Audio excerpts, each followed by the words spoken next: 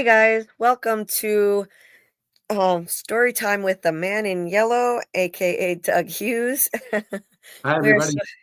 so we are so glad to have you back again, Doug, as always. And your schedule is a bit lighter now, so that's good. You've had some crazy weeks the last few weeks with auditions and all kinds of stuff going on, early rising and Yeah, whatnot, right? it's been a little nuts, but after tomorrow, it looks like it's going to die down.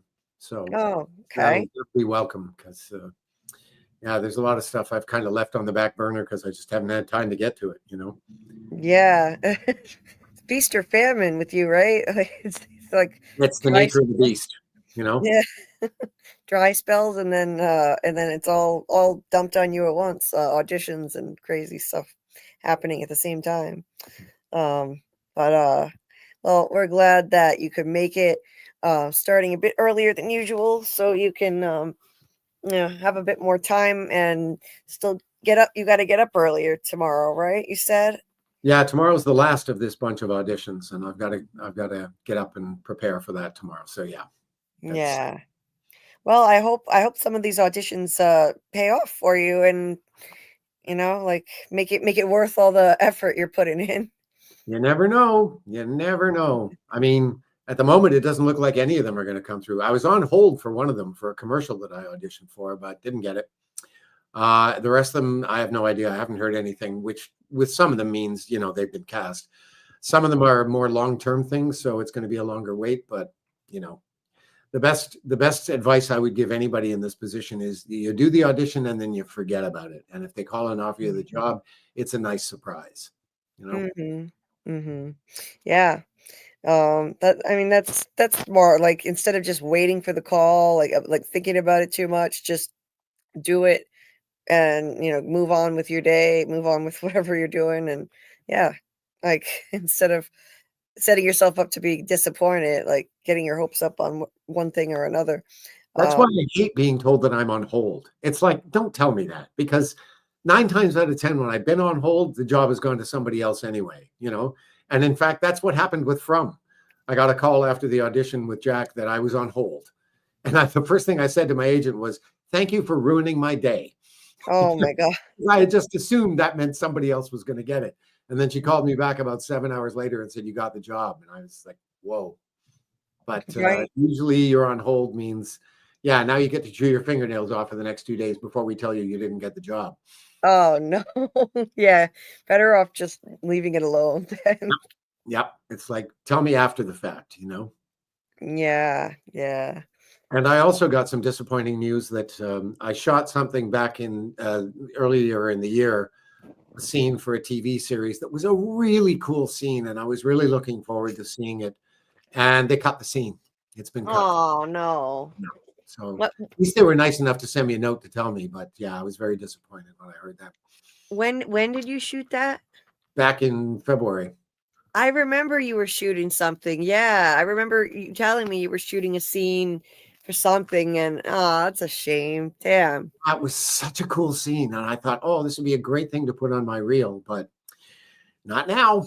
So such as, Ah, you sorry know, to hear that, but at least they told you so you're not gonna like tune in and watch it and say like some people literally watch a show and they see like their seat isn't there. They didn't even know. I've well, heard and about that.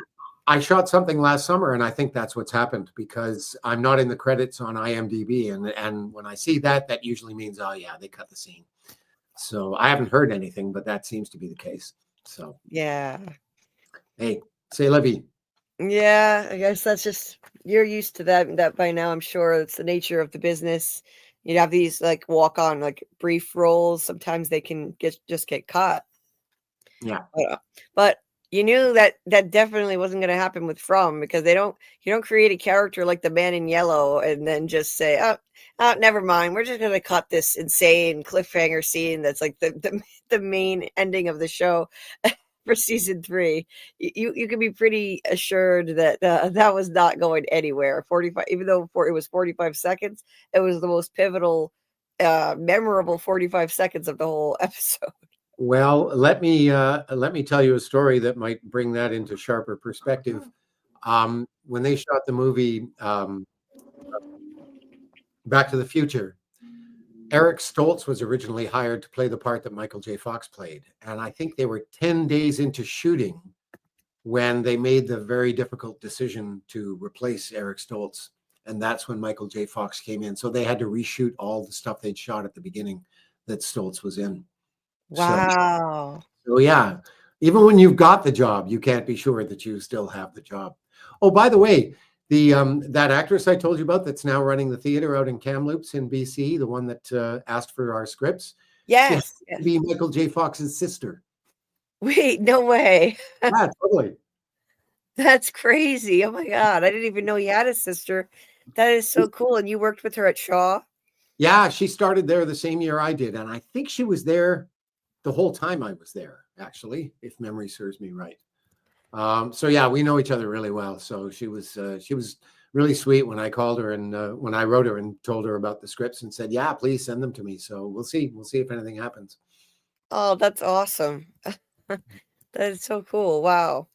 Yeah, I love Michael J. Fox. He's just he's amazing. You know, he's an inspiration the way that he's dealt with his disease and Mhm. raised massive amounts of money for research Yeah, for you know, like for Parkinson's. And yeah, his books are incredibly uplifting to, like, you know, like the positive outlook that he has for with a condition like that. It's really remarkable.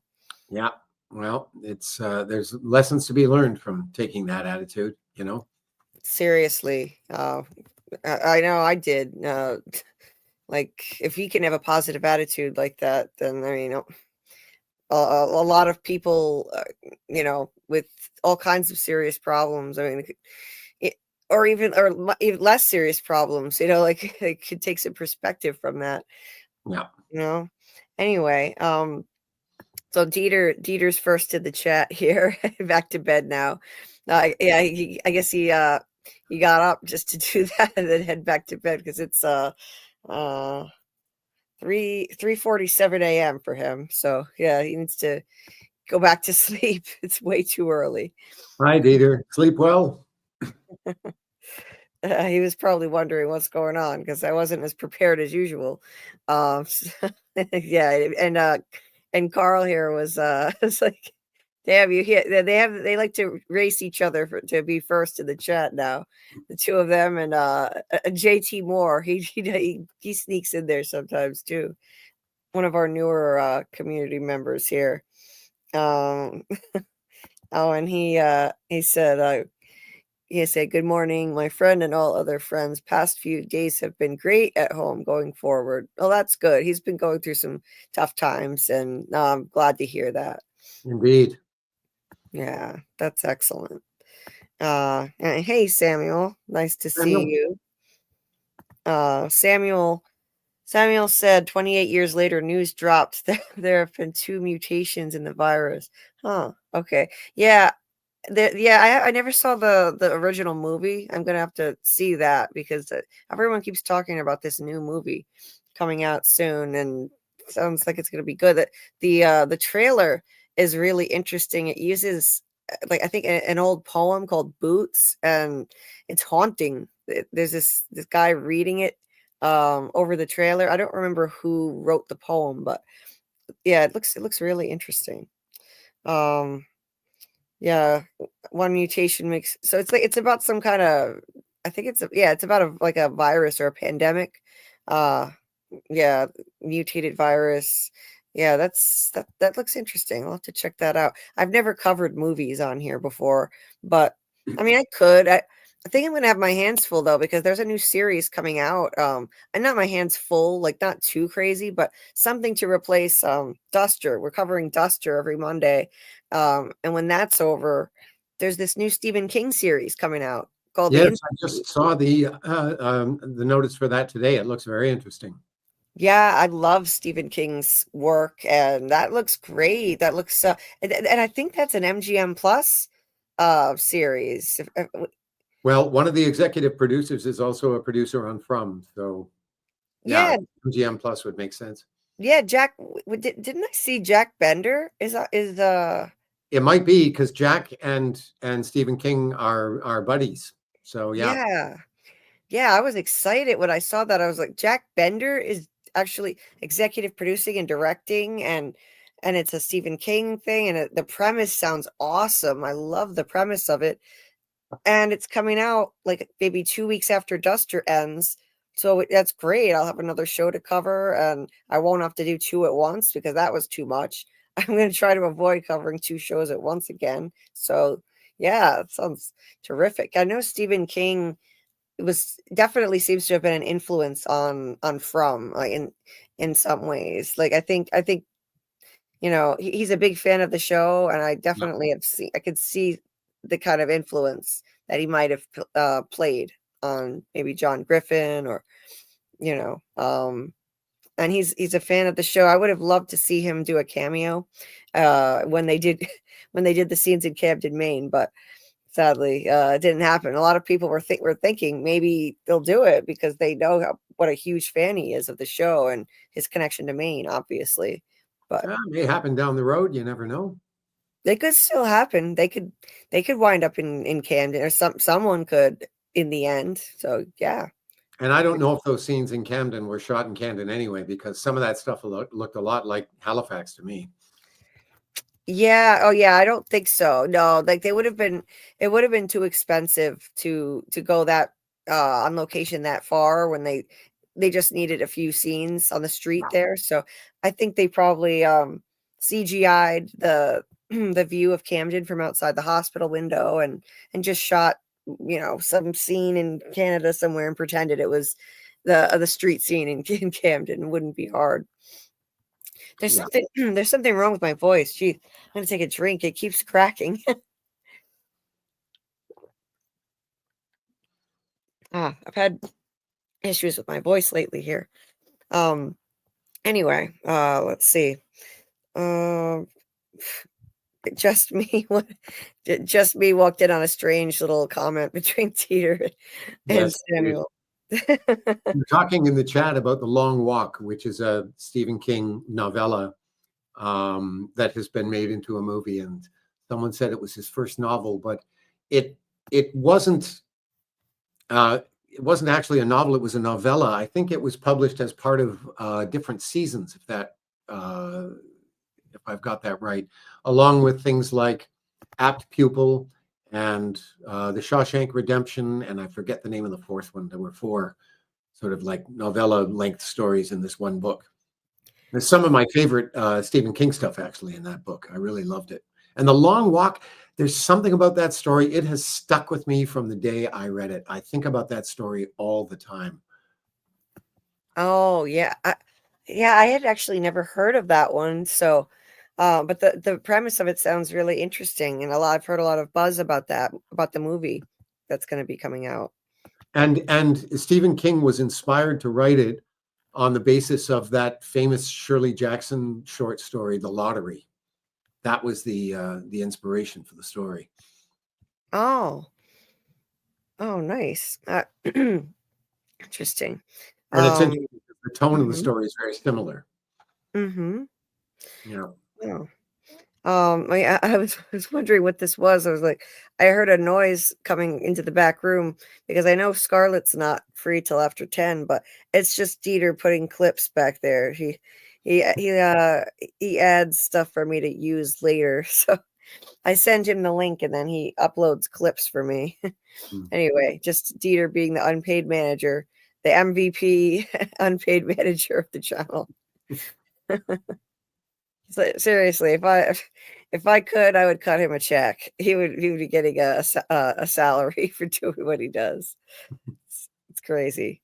Oh, Carla Way, yeah, Carla Way is here from all the way from Australia. Hi, Carla. I don't think we've ever met. Yeah, with the time difference and stuff. She often when I'm still live at 5 a.m. I've seen her pop in. It's a little more convenient for her. It's evening for them there when it's early morning here. So yeah, she's a lovely, lovely person. She's actually a moderator on Tony's channel. Oh, really? Oh, cool. Yeah. So Yeah, good day. Good day to you. All right, Sheila. And what was that? I was just saying hello. Oh, okay. Sometimes if I talk at the same time, I can't. Yeah, it's hard to make out. Teeter's putting more clips. Okay. Oh, all cameos from the FromCast now have a 20% discount. Oh, that's cool. Wow. Oh, Look at interesting. that. We're being undersold. It must must be a temporary promotion they have going on. That's weird that all of them at once would be doing that. I don't think I got a notice about that. Maybe I did and I just missed it. But Yeah. I haven't been paying a lot of attention to them because they had a whole bunch of things about Father's Day, which is not something that oh, it's still on there. Father's Day sale, 20% off. Yeah, well, that's not a day I observe. So although I suppose people might want to get some Father's Day wishes, but I haven't had any requests for that. Right, right. Um yeah, I think when there's more like we're kind of still waiting in limbo right now on season 4 news, you know, getting word that they're shooting, you know, movement on the set and whatnot. So, you know, once From is trending again, I think you'll probably get more requests, and especially when a teaser comes out, whenever the first teaser comes out, that'll be huge. I mean, that'll be trending. So I'm sure that'll be like, if I had to guess, maybe in the fall, like late fall or something like that, we'll get like a teaser. Well, don't worry, I'm not losing any sleep over it. Yeah.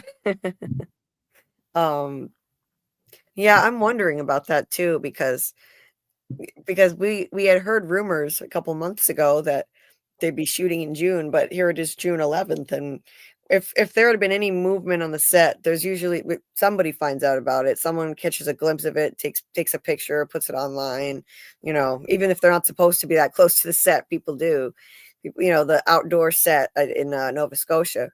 So yeah. Well, I have actually seen pictures like that. Those have been going on for quite a while now.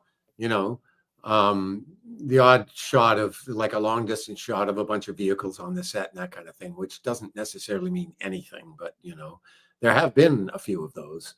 But Mm. I have no idea what's going on right now. Yeah, it's probably just pre-production activity, just getting things ready. Who knows how long that Sure. can go on. But yeah, I mean, I'm fine at waiting. Like I know a lot of people are impatient, and you know, it's you know, like they want this to come out like immediately. But I mean, why rush it? We only get 10 episodes and then it's over. The season goes by so quickly, and I like the in between, like theory crafting time, still discussing. There's so much for discussion. This show is so ripe for discussion. So I'm I'm fine with waiting as long as it's not too crazy of a wait, which it's not going to be. It's not going to be like a Severance situation where they waited 3 years in between seasons. So it's fine. More time to discuss with the community, and once the series is over, then well, they probably will have 2 more seasons. That's what the showrunners were kind of hoping for. And yeah, I want this to be dragged out as long as possible so we can keep coming together as a fandom and having great conversations. So, Muncher Luncher has just said, "Come on, Doug, tease us, please. I'm talking from teaser clip." oh, Where am I going to get a from teaser clip from? You think that stuff is sitting in my inbox on my email? Trust me, it's not. yeah. Yeah, sorry. Doug doesn't have the inside track. None of the actors on the show have any kind of inside track on what's going on, unfortunately. So even if he could, there's nothing he can share with us. And when he does know something, we can't we can't talk about it. We'll talk about other things, and then we'll just be glad to have Doug's company for as long as he can join us. That's all. And there's plenty of other things we can talk about. Dieter Bill just Jones, asked if I've had any great bike rides yesterday. As it happens, Dieter, yes, I put 70 clicks on my bike yesterday. 7. Now about how much is that? I never know what that translates to. 70 Like, well, it's 1.6 kilometers to a mile, so 70 clicks is about 43 miles. Oh my God. Yeah, that's a lot for one day. Well, I had to go up to my doctor, my family doctor, and he's up in a town called Vaughan, which is north of Toronto and just a bit west. And it's very close, not very far at all from where I grew up, Richmond Hill, which is right next door to Vaughan. So I went to see him, and then I went to Richmond Hill, and I rode through my old neighborhood a little bit, my old stomping grounds, went by my old school and stuff, and then came back downtown. And that whole trip was about 70 kilometers all told. That's amazing. Wow. Um, they have nice weather for it. Yeah, it was a gorgeous day. It was perfect. It was nice That's and all. cool, which is great. It was maybe like high 60s, which is like perfect cycling weather. Yeah, it's been off and on here. It was humid and hot. Well, for a couple days it was humid. Now today was gorgeous though. We've had some really nice weather and not overly hot for June. Usually it's a lot worse than this actually in terms of heat. So yeah, but that sounds so nice. Going to stop by where you came from and just hang out a little bit before you headed back your hometown. Yeah, that sounds like fun. Um, so oh, okay, where was I? I think I was at Build Chill here. Where did it go? Now I lost my place. Oh, Critter's here. Hey, Critter. Um, Critter is a fan of a friend of Doc's. He found us through Doc. They're really close friends. He said, "Would love to stay, but have a toddler jumping on me." Carla says it's freezing where she is. Well, now? What's your definition of freezing, Carla? Because I'm sure it's a little different from mine. What are we talking temperature-wise? Yeah, yeah. I know their seasons are kind of they're flipped, aren't they? Like the Yeah, southern hemisphere. So yeah. I It's always about winter there. forget about that. It's weird to wrap your head around having it flipped around backwards. So their winter is our summer and vice versa. That it's so strange to think of summer being in like December and whatnot. Yeah. And It's here's another weird thing: when you cross the equator, you know how water circles the drain when it goes down? It goes mhm. in the opposite direction in the southern hemisphere. Really? What? Wait. Yeah, Wow. Okay. That is really strange. yeah. Very Seeing strange. stars at night, you get like, I mean, there's a little bit of crossover, but you'll see a lot of stars in Australia that you would never have, and constellations that you would never have seen in your life here. Wow. That's amazing. I love stargazing. That's so cool. Um, I saw Bill Chill here in here somewhere, but Yeah, you just said hi a little while ago. I was going to say hi, Bill. yeah, there it is. There it is. I found it again. Um, Well, on speaking of, Kimberly. Oh, sorry, go ahead. sorry. I just said hi, Kimberly. Hmm. Kimberly was the recipient of one of the cameos we gave away from Yes. you, and it was absolutely awesome. It was a really long, really thoughtful video that you made for her. That was so nice. Well, she asked some very thoughtful questions. Yeah. Sorry. What were you gonna say? When I spoke at the same time? I was just going to say that when you mentioned stargazing, I think I mentioned to you earlier that was one of the things I was really looking forward to in Spain, because La Alberca, that town that I was in, it's out in the middle of nowhere. So when the stars come out at night, the sky is just stunning. But we didn't get a single clear evening the whole time I was there. I mean, Mhm. we had some where it was partially clear, but number one, there was too much cloud cover to really see a lot of the stars, and it was also the week that we got a full moon, so a lot of the sky was just kind of bleached out from that. So I was so looking forward to that, and I was really bummed out and didn't get to see more of that. But next Yeah, time, yes. that's a shame. Yeah. Oh, um, yeah, 'cause I've never actually like learned how to pick out constellations, but I've looked at the stars enough that I think I've identified a couple at least. But just yeah, just looking at them, and it's tough to get to a spot where there isn't so much light pollution that where you can actually see them clearly enough. But I've been to some remote beaches in Rhode Island where there are no lights at all, and like it's really gorgeous. You can actually see them clearly. Yeah, that's one thing about living downtown. The stars I see are like the brightest ones because the light pollution in downtown Toronto is pretty brutal. There's actually an observatory in the town where I grew up, the David Dunlap Observatory. And when it was built, there was no light pollution at all. And now they can only do, what's it called? It's when they take pictures using radio waves as opposed to optical pictures, because there's so much light pollution in that observatory now that when you look through the telescope at night, the sky is just gray. Infrared, Doug? Infrared? No, it's radio. I can't remember the something-oscopy, but it's that's all they do now. They can't really do any visual stuff. Oh, yeah, that I didn't even think of that, but yeah, in the city, you must really not be able to see much at all in the sky. The one time I went to see the big ones. You can see like, the Big Dipper and the Little Dipper and Orion, all of those, Right. Yeah. Yeah, I haven't actually spent a lot of time in urban settings at night. Like I went to New York City just once.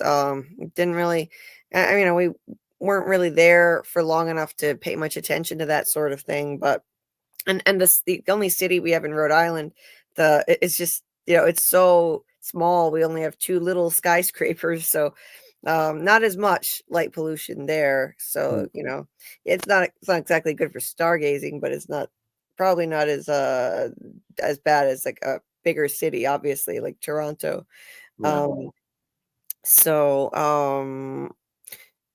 Oh, that song, that poem was written by, let's see, Rudyard Kipling. That was it. Boots. It's a haunting preview that with that voiceover just reciting it. It's really interesting. For 28, I believe it's 28 years later now. It was weeks. I think it's weeks. Because the first one was 28 days later. Anyway, Muncher Luncher. Yeah, it is early. We started earlier to accommodate Doug's schedule a bit. Yes. Yeah, he said, "Is this AI?" No, this is not. This is real. Doug is real. I can't prove that I'm not AI because I'm not. I know I'm normally on camera when Doug is, but just this one time, I couldn't manage to get everything in order in time. But the next time, I'll be on camera with Doug, so he won't just be looking at avatars here. I might be AI, Julie. I'm sorry. I might be AI. Yeah. Oh no. So yeah, we could both be AI. Maybe Doug's the only real one here. Well, given how many times I've sat in this very spot and we've recorded lives here, someone could easily have taken all that and probably generated a very convincing image of me and my voice with AI. Yeah. Stuff to choose from. So that's true. AI is scary what it can do now. Like the deep fakes that are possible. It could happen. Hey, Scarlett. Hey, Scarlett. You're on so early. What happened? Is it the end of days? This is Julie accommodating my schedule. That's what this is. Yeah. And I've been doing some crazy pushing back lives until midnight, 12:30, 1 in the morning lately. So yeah, but anything for Doug. Doug wants to come on earlier. Hey, we can make it happen. So how are you, Scarlett? You good? Doing okay. Yeah. Yeah. I got off my school year. Now I have like a week before summer camp starts. So that's kind of nice. Kind of relaxing. Nice. I forget what that avatar is. I love that avatar you're using. What is that? It's just a pretty fairy with a flower, and I figured it goes with From because people think that they have fairy theories. Right. There are still fairy theories that persist. I mean, it's possible that whatever entity turned the monsters into immortal creatures, it made them into fairies. I mean, who knows? So I don't think you can completely get rid of that theory. Oh, yeah. Mr. Carlos said hi, Doug, but we covered that ground. It's so nice to see you, Carla. And yes, please hit the like button. Please hit the like button so people can find the stream, which I made a bit late. So that helps people find it. Yes, please like the stream. That would be much appreciated. Let's see. I'm going to try to catch up here now. Shadow Skulk. So good evening, beautiful people. It's good to see y'all. Let's see. And with Alice says hi, Doug, Julie, and everyone. Nice to see you. Hey, with Alice. And Kelly, nice to see you. And Gabrielle. Gabrielle says hi, Fromily. Hey, Gabrielle. Let's see. Yeah, Carla said anything below 20 degrees Celsius. I don't do cold. Oh, Oh dear. yeah. And she just got back from Hawaii, so that's an adjustment. I think our high was 20 degrees Celsius yesterday, which I was totally fine with. Yeah. That's not bad at all. Just me. Yes. Yes. Oh my God. My voice keeps cracking and squeaking. What in the world? Yes. Yeah. Drink some water. Yes. So Just Me was so generous to offer to do another cameo giveaway. So I can set that up. Actually, it's very easy to do. All I have to do is just open up a tab for a giveaway, and so I can start that now actually, and enough people put a hashtag in the chat, and we'll do another cameo giveaway. That was so generous of Just Me to volunteer to do that. I really appreciate it. She's so kind, lovely member of our community, and that was so nice of her. Yeah, and Compassionate Lee was the recipient of one of the cameo giveaways. It was Compassionate Lee, and then Bill Chill, I believe, was the other one who won. Yep, yep. We did them 2 weeks in a row. All right, so let's see. Did I miss anybody? Oh yeah, Just Me said that I live in a dark city. Oh, that's awesome. Can see stars all the time. Nice. Yeah, Flagstaff, Arizona is like that too. They have a planetarium there, and they're in Night City. It's really nice there. Yeah, actually, when I did the bike trip, I was in Sedona, just south of when the Leonid meteor shower was happening, which is in late November, and so my hosts and I went out at like midnight to check out the sky, and it was freezing. I mean, I know the desert gets cold at night, but man, and we didn't last very long at all. There wasn't much to see, actually. We got the odd shooting star, but it didn't look too promising, so we gave up and went home. But boy, what a gorgeous part of the world. Sedona was just, I'd been told before I went to the trip, if you're going to the Grand Canyon, you've got to visit Sedona. And I'm really glad I was given that advice, because it was one of my favorite spots on the whole trip. Yeah, Nice. I got stuck in a vortex hiking. At least that's what we're gonna call it. We were hiking. We totally got turned around. We had no phone service. We didn't know where we were. There were canyons everywhere. We thought we'd fall into them. So we eventually got in a place where we could call for help. But when you get a map of Sedona, there's all these vortexes, because it's a very new age city, and there's these vortexes, and I'm like, we're really close to a vortex. So I'm going to just say we got lost in a vortex. And that's my story. I'm sticking to it. It's very new age, that's for sure. Oh yeah, definitely. Yeah. Tony's here. Hey, Tony Teflon. He said, hey, Dougie Fresh, what's your thoughts on the Tony Awards? Did you see any of the nominees? I didn't, Tony, and I'll tell you why. I don't like watching, I don't like award shows to begin with. I was actually up for an acting award here in Toronto many years ago, and I went to the awards that night. Didn't win, but even if I had won, like after sitting there that night and sitting through the tedium of this thing, I just thought, if I ever get nominated again, I'm just not going to show up. They just drag on forever, and they're just dull as dishwater. The other thing is that it's all a bunch of shows that I've never seen. So I it's not like the Oscars where, you've got a fighting chance of being familiar with the movies that are being awarded. But with the Tonys, I just go, I'm never going to see any of this stuff. What's the point, you know? So no, I don't watch the Tonys. Yeah. Let's see. Peter's got a message here about a photo he wants you to show me, apparently. You know when Tony do Teflon that. said Tony Awards, I thought there were awards named after himself, and I had to get like to the music awards in my head. I wondered if there was a play on words going on there. Yeah, exactly. The Tony Teflon Awards. Yeah, Tony, you could start, you know, like you could do a seasonal thing where you give awards to your favorite shows that you're covering and stuff like that. Really silly award categories. Oh, The awards are shaped like helicopters. yeah. This reminds me of a story. One of the reasons indirectly that Marcia and I ended up writing together was because the very first time we met, which was doing South Pacific in this town called Grand Bend, which is on Lake Huron.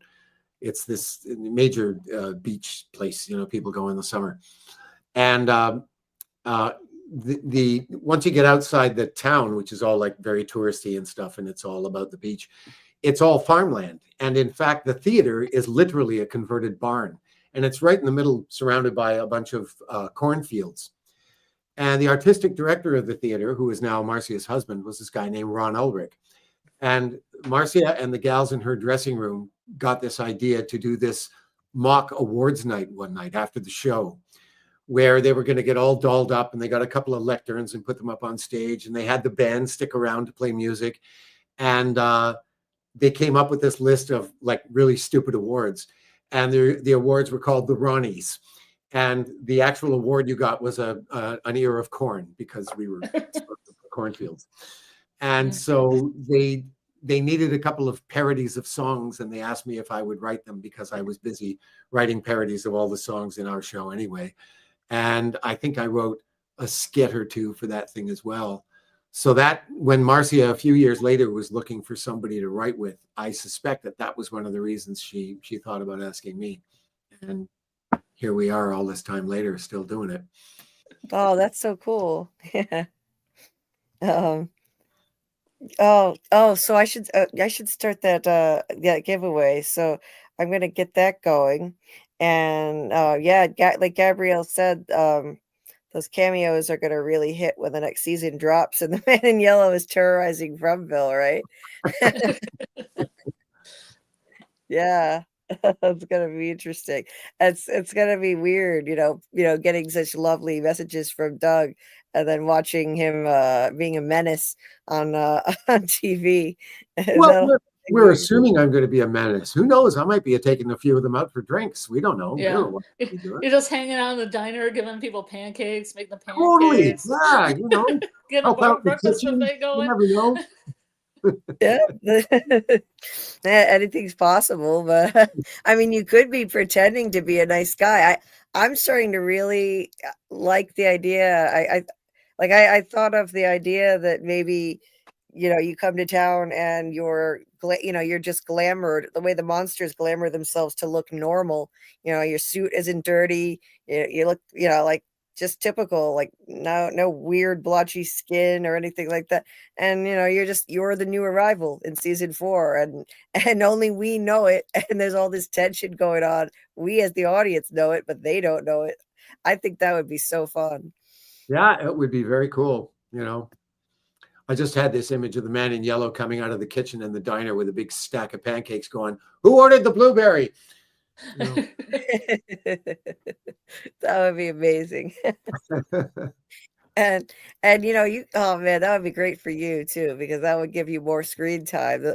The more, I mean, like if you had a situation, Doug, where like say they were offering you more than you're expecting, like they actually want you to do something like that where you're going to be in a lot more scenes, how would you feel about that?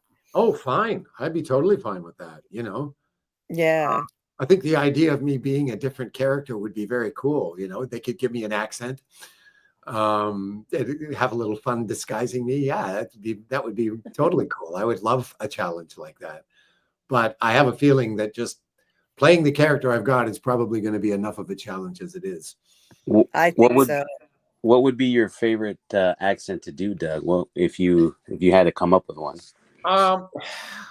It wouldn't so much be a question of favorite as I would want them to pick one that was really in my wheelhouse, one that I know I could do on command, you know, like a standard English, or, you know, there are a few British regional accents I could do. I could do Cockney.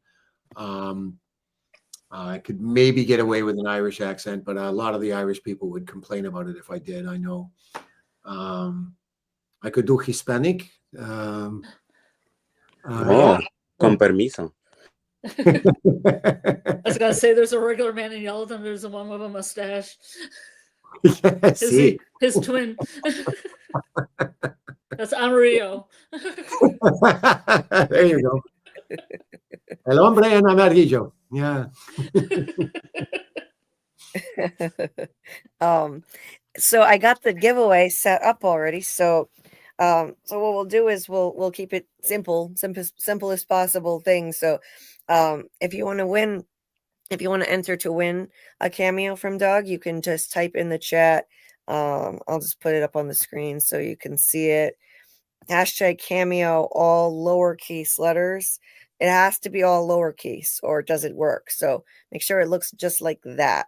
And you can start anytime. It's already going to start collecting entries. And at the end, maybe I'm actually going to make this live shorter than usual. I'm probably going to need to actually wrap it up when Doug heads out for once. I'm going to shock the hell out of everybody. Yeah, I can't believe it. I can't believe it, Julie. I'm gonna shock the hell out of everybody and God. actually do a normal person length live stream. Yeah, no one will believe it. It will be a first. But I'm gonna need to do it for my own self-care. So at the end of the stream before Doug leaves, I'll do a random drawing. It's all you have to do is just type that in and you're randomly in the drawing, and you'll be able to see it scrolling through and then land on someone. It's really fun. We've done it 2 times with Doug before, and we've done a couple other giveaways too that way. So it's really neat. And since I forgot to post this stream sooner, you have more of a chance to win because that's less people in the chat. So or less people watching / in the chat. So if you're watching and you don't normally chat, you can, don't be shy. Don't be shy. You can just pop in and type that in if you would like to win. I am so sorry about my voice. What in the world? I have never had my voice crack and squeak this much. What the hell is going on?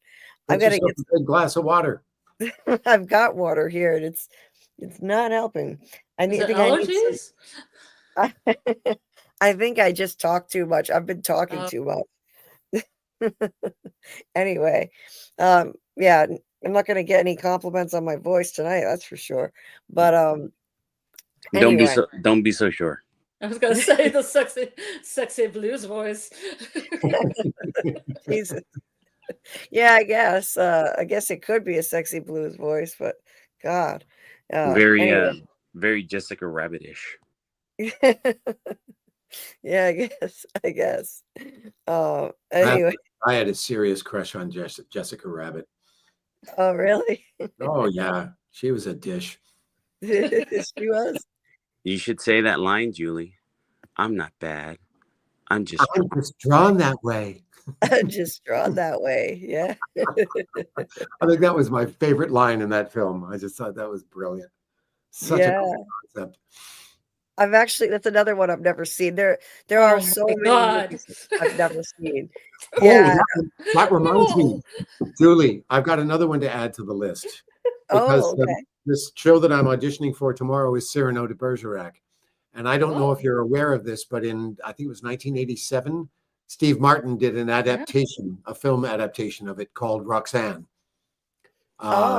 It's set in modern day, and he's the local fire chief, and he's got a very Cyrano nose, and he's in love with Daryl Hannah. And it's great. It's lots of fun. Lots of fun. It'd be good on Saturday night, Julie. That's a great movie, Julie. It is. Yeah. Okay. I just added that to the list. The very long list. That sounds awesome. And also, Doug, you had suggested The Princess Bride too. I've never Oh, yeah. seen that one. Oh, you haven't lived until you've seen it. It was just on TV here the other night. I watched it again. I've seen it a gazillion times. I just never get tired of it. Yeah, that one's high on my list to do a watch party for. That's inconceivable, Julie, that you haven't seen that movie. Yeah. Yeah. Or Who I Framed know. Roger Rabbit? Who Framed Roger Rabbit's my boyfriend's favorite movie. He would It's be a Oh, weird flick. shocked and appalled. Yeah. No, I hadn't even seen so many. The Monty Python and the Holy Grail one. God, but I'm crossing them off the list bit by bit. What Nightmare on Elm Street and Young Frankenstein. We watched that one with Doug. That was fun. We'll have to plan another one soon with Doug. Maybe we can get Doug to join us. And one of these nights we've got to do. It's not a movie, but we've got to do the pilot of Twin Peaks. Mhm. We just Oh, yeah, that would be Okay. great. I'm kind of doing a Twin Peaks: The Return rewatch on my own, complete with cherry pie and coffee this evening. The Return is something else. I want Julie's reaction to Return before she even watches the first 2 seasons. Oh yeah, I've definitely gotta watch that show. It's like the grandfather of the kind of shows like Lost and From. So for sure. Oh, they do. Phil and Tony do an award show at the end of the year. That's There you go. There you go. Great minds thinking alike. Carla Way said, Doug, does the champagne keep flowing during the award ceremonies? That would be my incentive to stay. Oh, at the award ceremony I was at here, the Toronto Theatre Awards are called the Dora Awards. They're named after Dora Maver Moore, who was this grand dame who gave lots of money to the arts a few generations ago. Her granddaughter actually is a friend of mine. She's an actress and singer named Charlotte Moore. But yeah, the Doors are an annual event. But no, I think now it's become more of a thing. I mean, my award ceremony was like 15 years ago, and it was pretty low key. There was no champagne, that's for sure. I think there's that kind of stuff now, but I don't work here in Toronto in theater, so I don't imagine I'll be getting nominated for any Doors anytime soon. Well, hey, we've got a surprise guest here. Our friend Tony Teflon. What's going on? What's going on? Hey, Crowded in here. yeah. How are you, Tony? You guys talk about yourselves. I'm going to go get some more water. I'll be right back. How are you doing, Tony? I'm doing all right. How are y'all doing? Doing okay. Got a rocky start here because I forgot to start this schedule the stream early, but I got in just in time. Yeah. And you're gonna be are you covering anything right now, Tony, or are you waiting for Dexter? There's a show that I start covering tomorrow when it comes out. Oh, I didn't know it was coming out already. Okay, cool. Not Dexter. Is a brand new show. It's first season, first episode starts tomorrow. So I'm gonna give it a shot and see how it does. Cool. Well, I hope it goes well. I know it's an uphill battle every time you start covering a new show, no matter how many subs you have. It depends. It depends. I don't think it doesn't have a huge fandom. It doesn't have a lot of. I look at the trailer and it doesn't have a lot of views. So that's the shows that I like to try to make a fandom, just like I did with From. And so we're gonna go on this show and we're gonna see if we can blow this show up next. Nice. Trying to do that with Duster, and Duster's been going well. I had like 83 people in the chat last time. At peak was 83 people. So you were right to encourage me to do lives on Duster, Tony. It's going well. Yeah, Duster's go ahead. So I was just going to say, what streaming service is it on? Sci-fi. What, Duster? Duster, yeah. Duster's on HBO Max. Ah, okay, good to know. Thanks. It's a fun one. I might know what Tony's covering, but I'll keep it quiet. Keep it. Yeah. You'll be covering it too. Scarlett, I'm sure. I don't know. Maybe I might be. Yeah, yeah. You will be. Listen, it is what it is. It's not. I'm not trying to gatekeep nothing or anything like that. I actually, right now, I don't know. I can't tell you the name of it. If you tell me the name, you can say it. I do not care or anything. I'm not trying to. I would like as many people to watch the show as possible, and and as anyone who likes it and wants to cover it, I think you should cover it. You should not, wait for a show to get popular before you start covering. The thing is to get in there on the ground floor and cover it right then. All right, and that's what you're supposed to do. Yes, you're correct, Chill Bill. 100%. That is 100% there. Yep. Yeah. Yeah, it's an awesome show. They're doing an amazing job of portraying the 70s. It's just so authentic looking. I think they use a color gradient that makes it look more 70s too. Like they do an amazing job. Yeah, it's a good show. It's a fun show to watch. Sometimes you need a break from trying to solve everything and all this craziness that you get in Severance and all this. Sometimes you just need a good fun show to watch, and it is that. And like I said, I watch a whole show with the Blade. They could do a whole spinoff with the Blade. I just watch that dude just go around. That guy is great. Right. We've been calling it a palate cleanse, Tony, the duster. Oh, there you go. That's a good word for it. Without a doubt. It's a nice palette cleanser. Yeah. And Dieter dropped the link to Tony's channel and Tony's book, Darkest Before the Dawn, on Amazon. Check that out. Go buy it. And also the link to Doug's play Deadline too. So you can find a copy. You can buy a copy, an e-copy or a physical copy there at playscripts.com. I also have the link in the description of this video. And we've talked about it at length here. It's an awesome play that any From fan would love. You can read 32 pages for free right on that website. And that's pretty much half of the play, actually. So you'll definitely know if you want to keep reading, and I don't know why you wouldn't. It's awesome. And Doug, I think things are looking promising for Doug, from the sound of it. Hopefully you can get another production of Deadline eventually. Like you've got some good leads at least, right? Yeah. I mean, time will tell. I did what I could when I was in Europe, and it would be nice if somebody in Spain or Poland picked it up. We've had a couple of nibbles, but time will tell.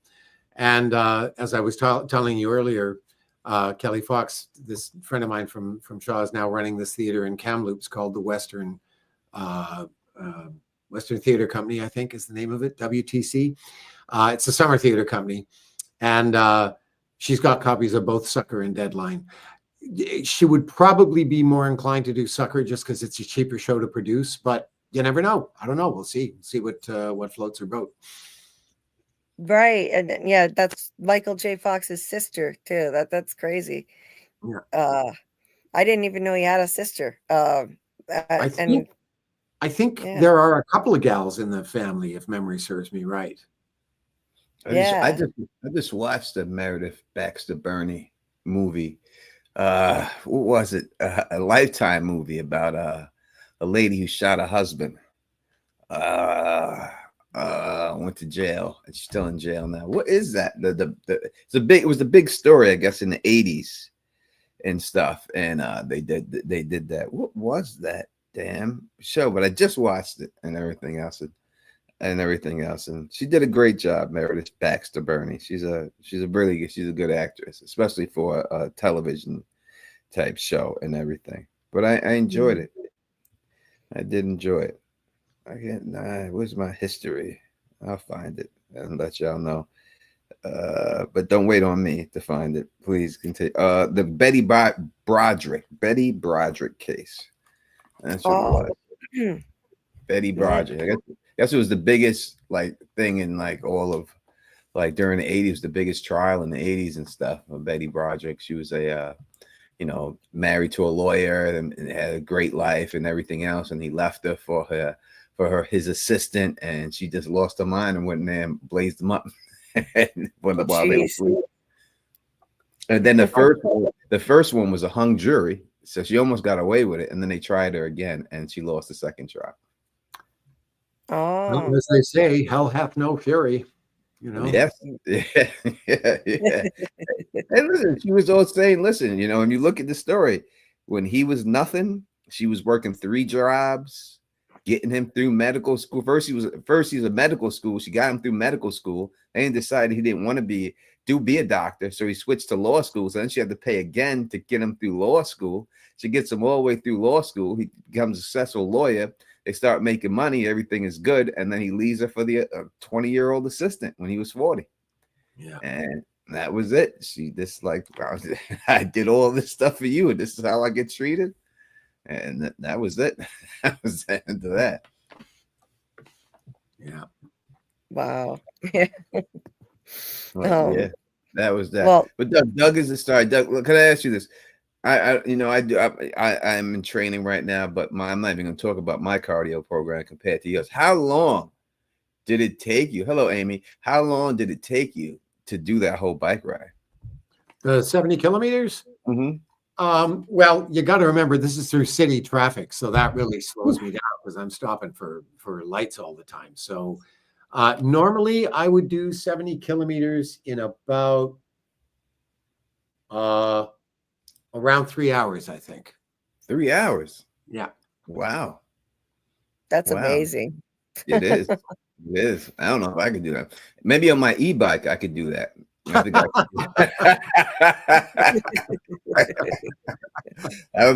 was out there.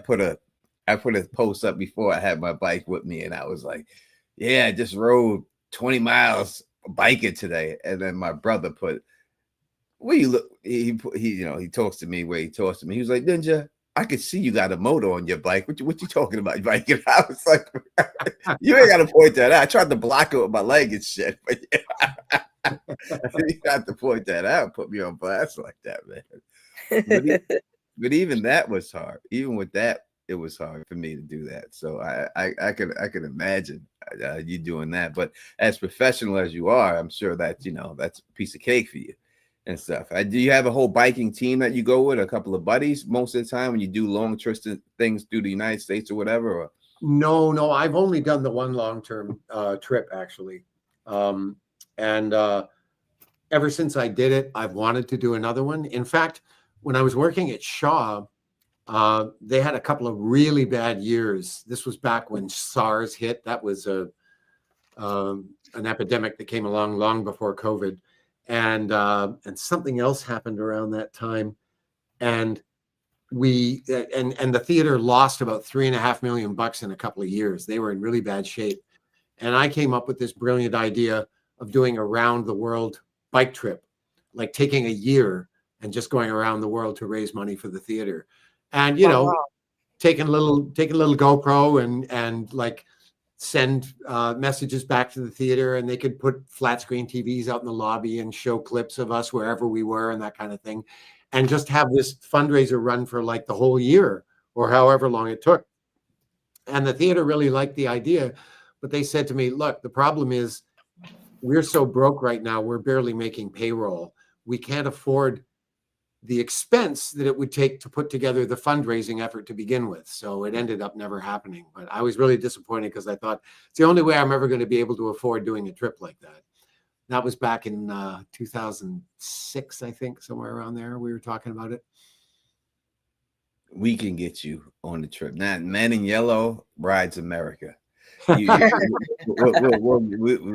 get the money. You ain't got to worry about that. Well, I'll tell you one trip I've been thinking about doing. One of these times when I go to Spain, to this place where I do this program, I'm thinking instead of flying to Madrid, I'll fly to Portugal, which is much closer to this place, take my bike and bike from Lisbon to this place in Spain and do the program and then come back. Either that or fly to like the south of France and fly from there, go over the Pyrenees and down. So it's on my list of things to do. I don't know if I'll ever get to do it though. Are there extensive bike trails in Canada? Depends on where you are. I guess the best answer is yes and no. Toronto is not very well outfitted for cyclists because it wasn't designed to be, from the beginning. And it's really hard to put that stuff in place with the existing infrastructure that you have. It's much better than it was years ago, but the bike paths in Toronto are still very much a patchwork. It's nothing like Europe. I'm always amazed when I go to Europe and I think, oh my God, I would just love to live here and be able to bike everywhere and always have a dedicated bike lane to ride in and stuff like that. There's some of that here, but it's very hit and miss, That's an interesting question to ask the panel and you people in the chat right now. And I'm not taking over the stream. I'm just asking questions. If you could pick anywhere in the world, if you could pick anywhere in the world to live, don't worry about the cost. Anywhere that you could live, where would you want to live? Anywhere in the world, if you could pick one Scotland. spot, you'd be Scotland. Yeah, I lived there before, and I want to live there again. Why is it? Tell me why. Tell me why you want to live in Scotland. I had a really good experience living there. I like the land. I like the Roman where the sheep are. I like the people in the cities. I mean, mainly around Dundee, though. I don't think I do Edinburgh or Glasgow, but Dundee, Perth, that area. It's very beautiful. People there are very kind. Or maybe nice. Eastern Europe, too. I like Croatia when I lived there. People, Eastern Europeans are really. We got to narrow it down, Scott. We're going to go one place. Scotland. Scotland would it be? That's what it is. Pan, where would you want to live? I'd want to go back to like where my mom was from in Colima, Mexico. It's such a beautiful area, history. My family's down there. It's a beautiful place. Not so, hustle and bustle like some other parts of Mexico. Real chill, beautiful area. That's what it is. Doug, where'd you pick one spot? Oh, so hard. Just one. I will say this. I've entertained thoughts sometimes of, if I ever decided to give up the career, just move to Madrid and hang out a shingle and survive teaching people English, Mm-hmm. I love Spain in general. And I love the city of Madrid. And the thing about living there is then I could go and visit all the other places that I love there too. So yeah, probably Madrid. All right. Julie B. Well, I guess if there were no limitations, I could live anywhere, literally anywhere. It doesn't matter the cost. I would have to go with France. I took French for 4 years in high school and 2 semesters in college. I fell in love with the language. I've never even gotten to visit there. And there are some gorgeous places in France, like the south of France, that area. And obviously I love Paris, but I wouldn't want to live in a big city like that. But yeah, I would have to go with France. That is beautiful. And I say Pan, because speaking of Pan, I have one of my best friends. I can't, like, my friends who are that close to me. To me, when I say they're my best friends, it seems like an understatement. So they're like my brothers. And one of my brothers is my boy Pan and everything else. So when I see Panda, I just think of my man Pan. So that's why I call him Pan and stuff. But it's a term of endearment when it comes to me. And so no problem. I wish that I've been enough places to really say that this is where I want to be, but I haven't been. I've been up the East Coast and I've been to Canada only as far as like St. Hubert. I think that's as far as I've gotten. I did a show out there and in a place called Chi-Chi's back in the day.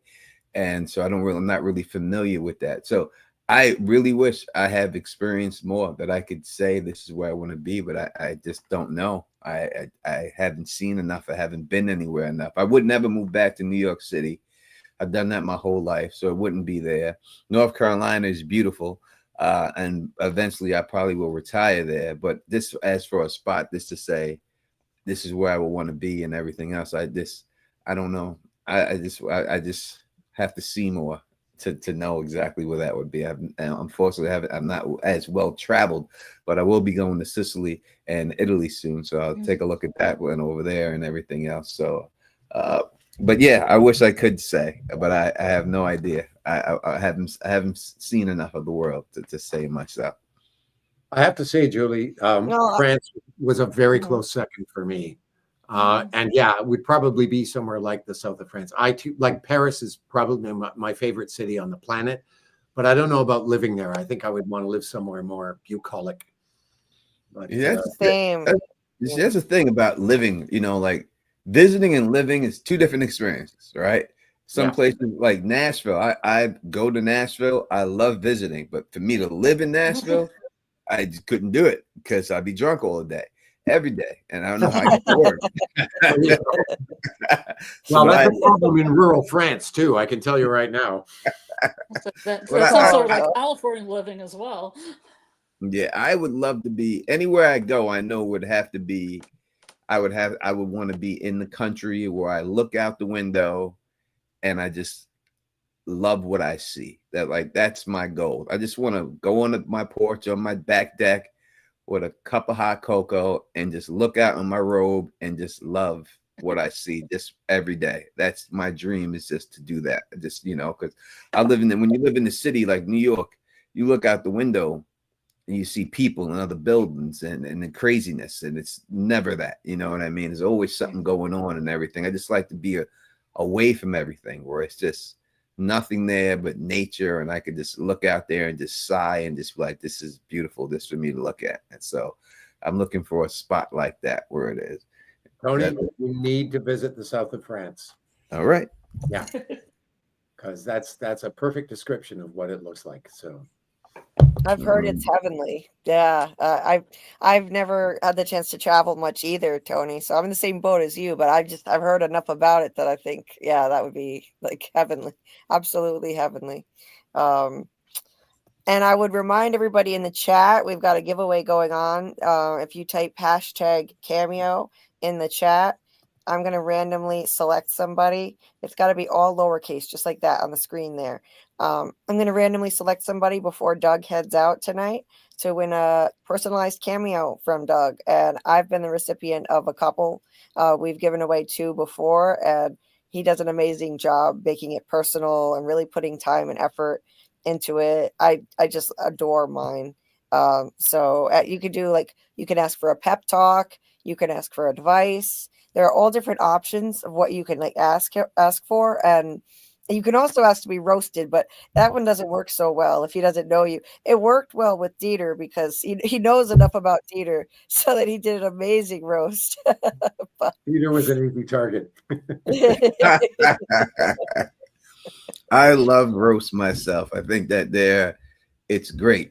I think you have to have really thick skin and a good sense of humor. But I think the roast, you know, even when it started with the Richard Pryor, the Rickles and all that from back in the 70s roast and everything else, all the way up until what they started doing on Comedy Central and everything else, like that it's just Don Rickles is his name, yeah, and it was just those. I love it. I love it 100%. I think they're great, but yeah. I don't know if I could do it because I don't like to be made fun of, but unless you get, you know, but the whole thing is you get a chance to get up there and make fun of them. So that's the whole thing. I just saw a clip of Amy Poehler and Tina Fey roasting Don Rickles. It was some award. I think they were giving him a Lifetime Achievement Award or something. He was like 89 years old. And I have to say, he took it really well, you know. You got to, because look at people he's roasted over the years. Everybody. Yeah, that's what he was known for. Don Rickles, he was known for making fun of people and stuff. You know, got to be able to take it, man. And stuff. It's life's too short, you know, and everything else. And I know when they did the roast of Tom Brady, they brought up the owner. The guy said a joke about the owner, and then Tom went over in terms of don't say that shit again. And the guy said, okay, I won't. Like that went too far for Tom and stuff. Like he's like, don't say that about him again. Don't say that again. Everything about him, he didn't care. He was fine with all that. But when he said something about the owner, he got up and said, don't say that again. Don't say nothing about him again. Leave him alone and stuff. fair enough. And that was it. But that roast of Tom Brady is really good, especially because I hate Tom Brady because I'm a Jets fan. So I'm very good to see people make fun of Tom Brady. And I'm happy that his wife left him for a jiu-jitsu teacher. That's what you get.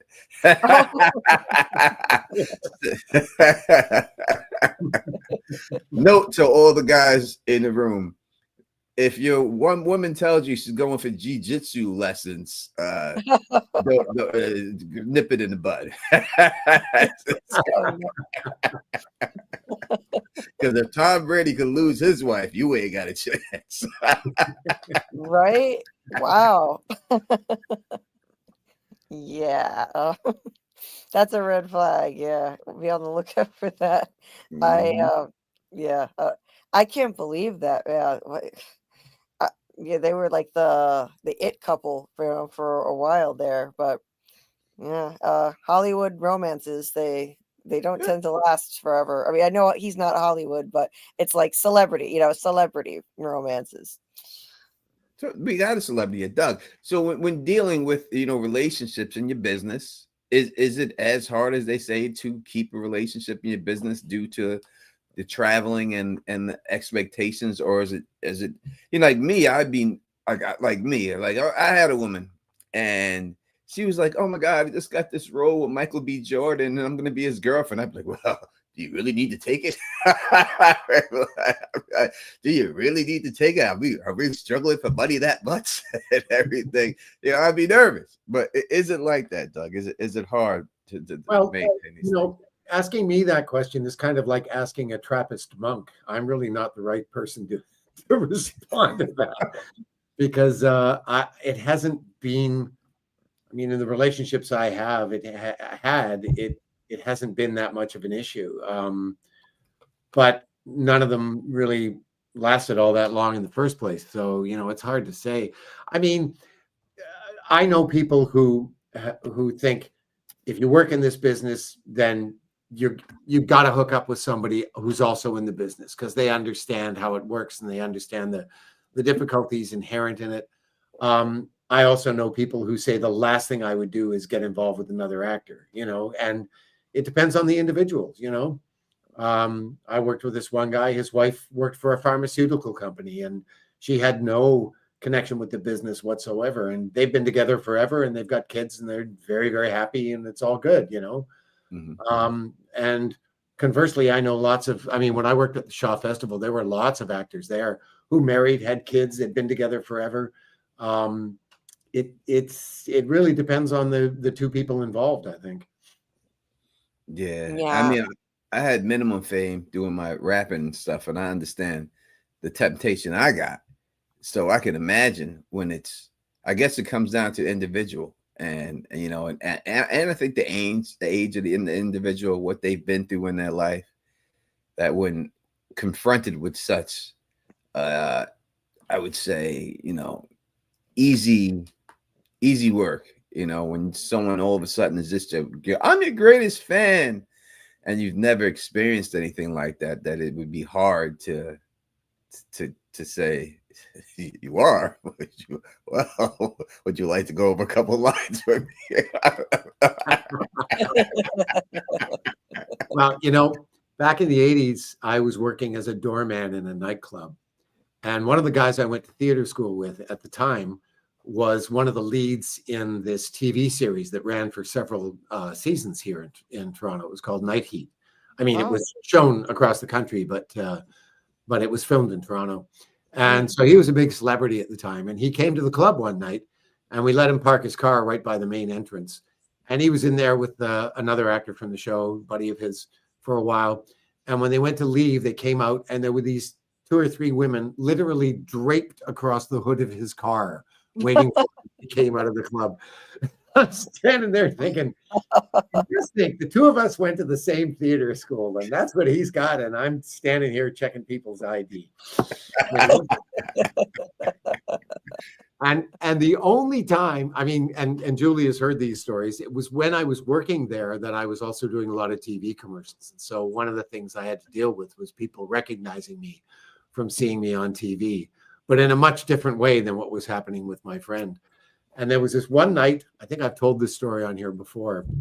On Friday and Saturday nights, we were open until 4 o'clock in the morning, but the door would close at 3. So at 3 o'clock, 2 of us doormen would go and stand on the 2 doors, the exit, saying goodnight to people and discouraging people who were coming up thinking the club was still open and saying, sorry, guys, the club's closed. And I'm standing there one night with one of our big bruiser doormen, you know, and he's got these two little gals in their leather miniskirts who are just chatting him up. And I'm standing behind the two of them. I might as well not even exist as far as they know. I mean, they're paying no attention to me. So my buddy, the doorman, is standing there lapping up all this attention. Meanwhile, I'm saying goodnight to all the people leaving. And right around this time, this group of guys came up towards the club, and there were about 4 of them, and I just put up my hand. I said, I'm sorry, guys, the club's closed. And one of them said, yeah, we work at this restaurant down the street. We know you guys aren't officially open anymore, but this is the time we get off work. We never get to come here when you're open. Would you mind if we just went in and sort of looked around for 5 minutes? And I said, yeah, sure, go on in. And so in they went, and true to their word, 5 minutes later, out they came. And the guy said, thanks very much. I said, hey, no problem. And he started going down the steps, and he turned around, he stopped, he looked at me, and he said, do you do those commercials for the provincial lottery? And I said, yeah, that's me. And he said, oh, I really like those. I said, oh, thanks very much. And he turned around and off he went. These 2 girls turn around. One of them looks at me, and she says, you're on TV. Do you want a date? And I said to her, listen to what you just said. You've been standing here for an hour. I might as well be a potted plant for all the attention you've been showing me. And suddenly somebody comes by and mentions that I'm on TV, and suddenly you want to have a date? What the hell's changed? I'm the same guy that was standing here 30 seconds ago before you heard that. And besides, what the hell makes you think I want to go on a date with you? Well, I'm sorry. And I'm just going, well, think the next time something like that's coming out of your mouth. I mean, Jesus. You see, indeed, Doug, you wonder why the girls weren't going after you. So that was the perfect opportunity right there. Those girls I could do without. Thank you very much. I hear you. But sometimes you got to get your way in, right? You get your way in, and they like you for something else. And you know, they start to learn who you are, and they can fall for you who you are right then at that particular time. Well, funny story. There was a gal who was a regular in the club. She used to be the girlfriend of one of our bartenders. Stunningly beautiful woman. And she loved the fact that she had seen me in all these commercials. And she asked me to give her my autograph one day. And what she would do is she would get people to sign her arm, and she would take a Polaroid of it.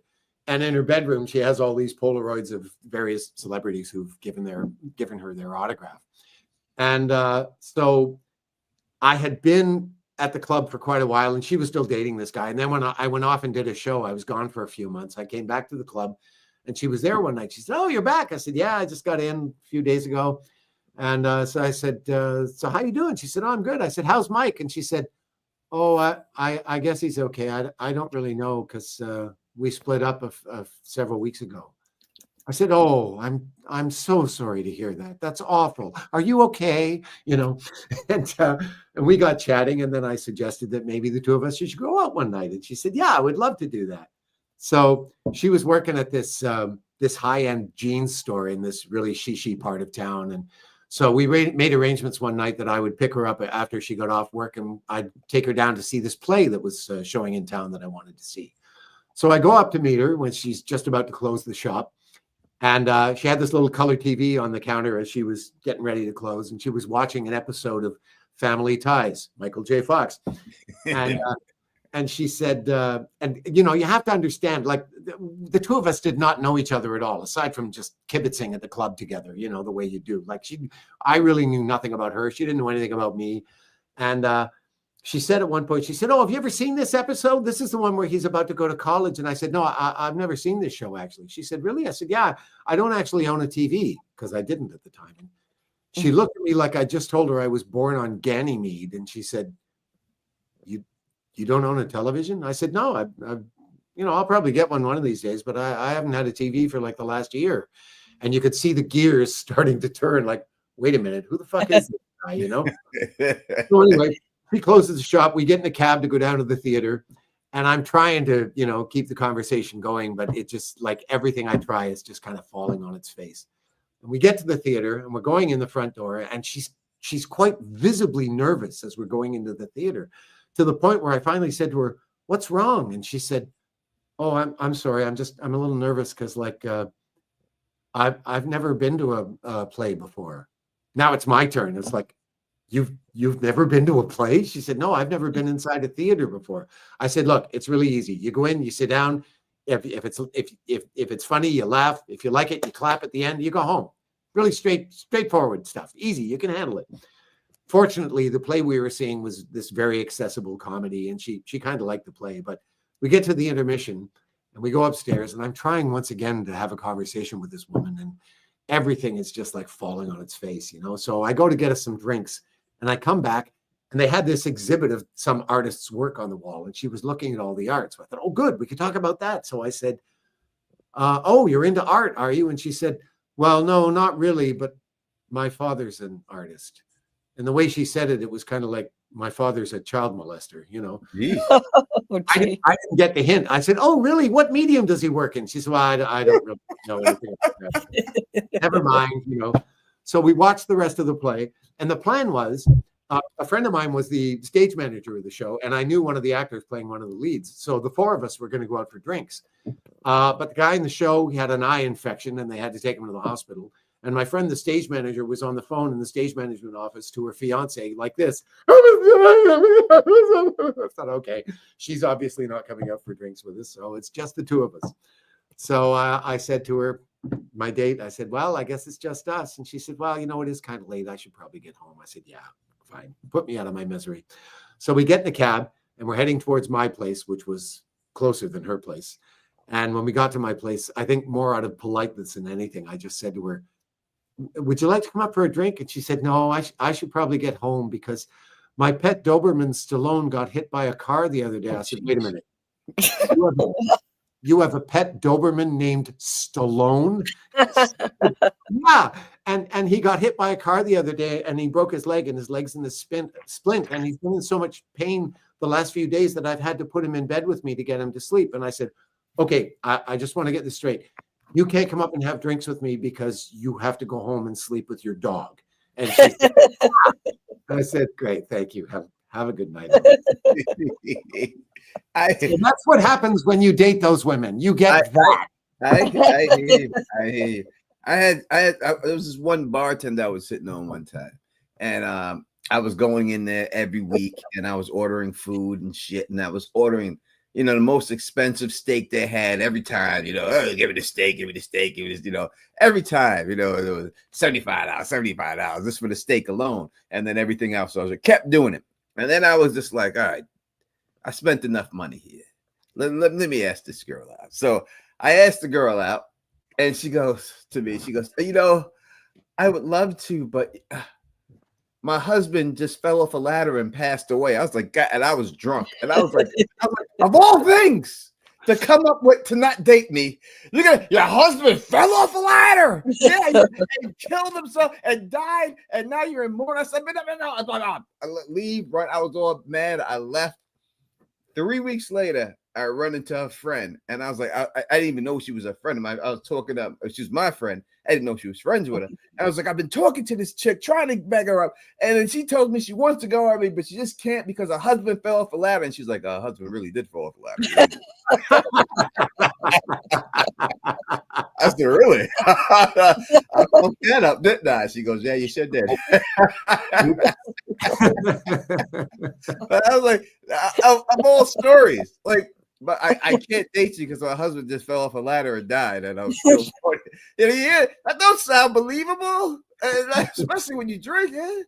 You know, I was like, you could have just said you were lesbian. You could have made up anything. My husband fell off a ladder and died. I'm like, Jesus, holy, you gotta go through all this, not to go on a date with the Don. And yeah, it was true. The story was true, and yeah, no, she won't date me because she didn't date me because of my reaction to it. Well, I assumed when I got the story about the Doberman named Stallone that it had to be true, because who would make that shit up? You know, I mean, like, yeah, you can't make that shit up. No, it's a little too creative. Yeah. Oh my God. Yeah. Oh God. Like, I don't have anything weird like that. I've never had to ask people. I don't have anything weird like that. Thanks a lot, Julie. All right. Doug and I are weird now. All right. Not the first time I've been accused of that, believe me. I mean, weird, like, somebody asking, somebody asking you out, or no, you asking somebody out, and like, bizarre stories. Yeah, because I was never the one to ask anyone out. It was the other way around. When you're female, you can pretty much just let them do the work. So yeah, people ask you out instead. So yeah, it's like, yeah, I've never had to do that. I've never had to deal with that. Uh, it sucks because men shouldn't have that pressure on them. Why do men have to be the ones to to take the lead, to ask women out? It's Because still sort of expected, yeah, even now. Oh yeah. We're men. That's what it is, man. That's the way it's. I think if a woman wants to ask a man out, that's fine. But to me, the way I was raised in the era or whatever, that's what you did. That's what it is. The woman is the prize. So you're asking the woman out. The man's not the prize. It's the woman that's the prize. She gets to decide. It's up to her. She should have all the choices in it. So that's the way I usually looked at it, like that, and everything else. Yeah. That's right, Tony. MAN. That's right. Mm-hmm. 100%. Yeah. Yeah, I believe me, I have my share of dating horror stories. I do. I mean, you try online dating, and you're gonna have some horror stories. I had to sit through a 3-hour date where the guy talked about nothing but his obsession with Civil War reenactments on the side of the Confederacy. So, People have no game. I got this one chick, and we went to where do you go? We went to Outback Steakhouse, and I took her out there, and she was like, I like to eat, blah blah. I was like, no problem, order whatever you want, it's Outback. But I was just gonna cost you, do you think, And when she had this thing that she talked while she was eating, and the whole night I was just dodging. Here's another tomato, these lettuce, and I was like, cool, and it was like a video game. I got caught a couple of times with some buckshot and shit. I was, oh my god, and it was just, and by the end of it, I was just driving off of Cross Gates Road, and she goes, "I'm gonna go into the mall, right?" She goes, "I go, yeah, I'll follow you." And when she made that turn, I just kept going straight.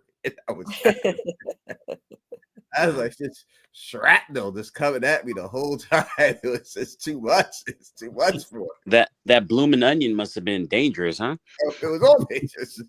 It was like boomerangs coming at you and stuff. And I was just literally like, whoosh, whoosh, whoosh, whoosh. And I was like, this is getting good at it until you got hit with a tomato. And like, oh, God, tomato in my eye. And everything was, but yeah, if she would have just kept her mouth shut when she was eating, that would have been fine. But she just would not. Every time she put food in the mouth, it's like when she wanted to speak. Like the timing was wrong. Oh my god. Yeah, that's a bit of a buzzkill, that's for sure. Yeah, I had to get out of there. I had to get out of there. And then she texted me, "That's never happened before." I was like, okay. Sure. Yeah. Yeah. And then you got people who can't read social cues at all. Like, I think this guy must have been like on the autism spectrum or something. I don't know, because I mean, how do you not read body language? Like, yeah, he walks me to my car.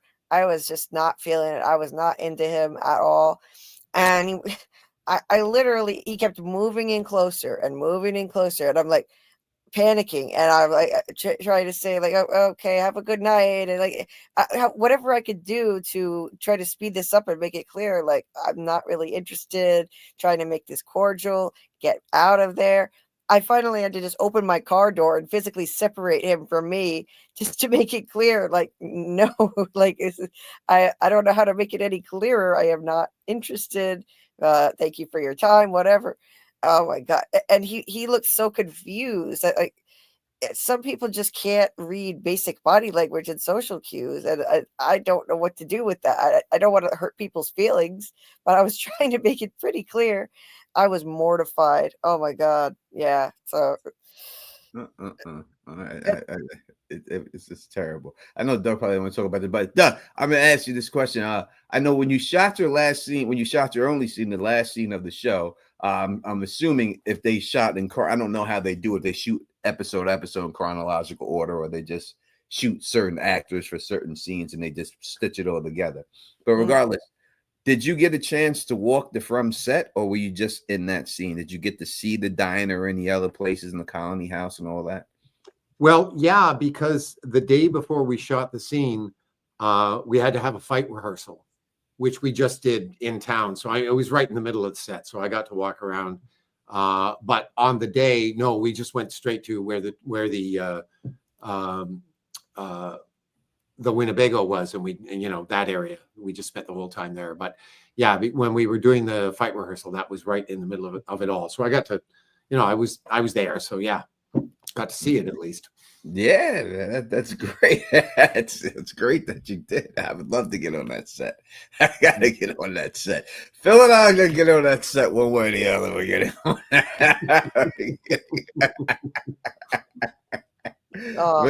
We're gonna get on that set. They're gonna take us on that set. So's this guy. He's gonna get on the set too. There's no doubt about it. Even if you and Phil just get destroyed by monsters and it's only one scene. I would love it. I would love to go there and they could just kill me like that. I just don't want to be like the other black guy there, shake hands with the monsters. Like I don't want to shake hands with them. Like, I don't want to be that guy. Like they had the show, and the one black guy they bring it there for that one scene, and Marcia sticks his hand right out to him. And says, "Oh!" I was like, "This isn't realistic. This would never happen. Not no black dude from the city. He ain't shaking nobody's hand like that. We don't do that." But he stuck his hand right out there, shook hands with the monster. Got killed. No. You ain't get me like that, It's not happening. Give me a good death. Like I want to die. Like I want it to be a memorable. If I was gonna die, I would want a memorable death. It can't come at the hands of Kenny. It would have to be, it have to be like I need Doug to rip me apart. You know what I mean? I would need something like that. I need something like I need more than Jim. Like a hand right through my chest coming right out and then just grabbing my jaw and just ripping it down. I want a dramatic death. or you could be a monster and a Casca could shoot you right in the heart. Yeah, I'd take that. I would take that. I would allow her to do that. I would allow her to do anything. So yes, that would be a death well worth it. But as a monster, that wouldn't hurt. They could take them bullets, so it'd be all good with the bullets. She could shoot me as much as she wants, and I'd just be like, Acosta, you don't remember me? Huh? Oh yeah, that'd be perfect.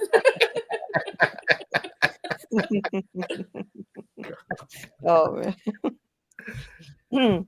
Doug, I was just thinking, like, I forget how you said this works. So we still have no word on when From is going to resume filming, even though there were rumors that it would be in June. Here it is, June 11th again, and nothing at all. I know what happens based on talking to you, like how this works. I know, like the actors get an availability check, right? So so you get a call on that. Is that right? And then okay, they might need me during this amount of time, right? Yeah, in general terms, that's how the industry works, and series are like that. Although it's weird. I had a recurring role in a series a few years ago, this thing called Good Sam. And that didn't actually happen. They just sort of called me sort of episode by episode as I was needed, But in general, yeah, the first call will be an availability check. They'll say, "Are you free this particular period?" And you say yes or no, and then it goes from there. And it might be like a month. Doesn't mean they need you for the whole month. They might need you like for a couple of days in the middle of the month or a few days spread out throughout the month.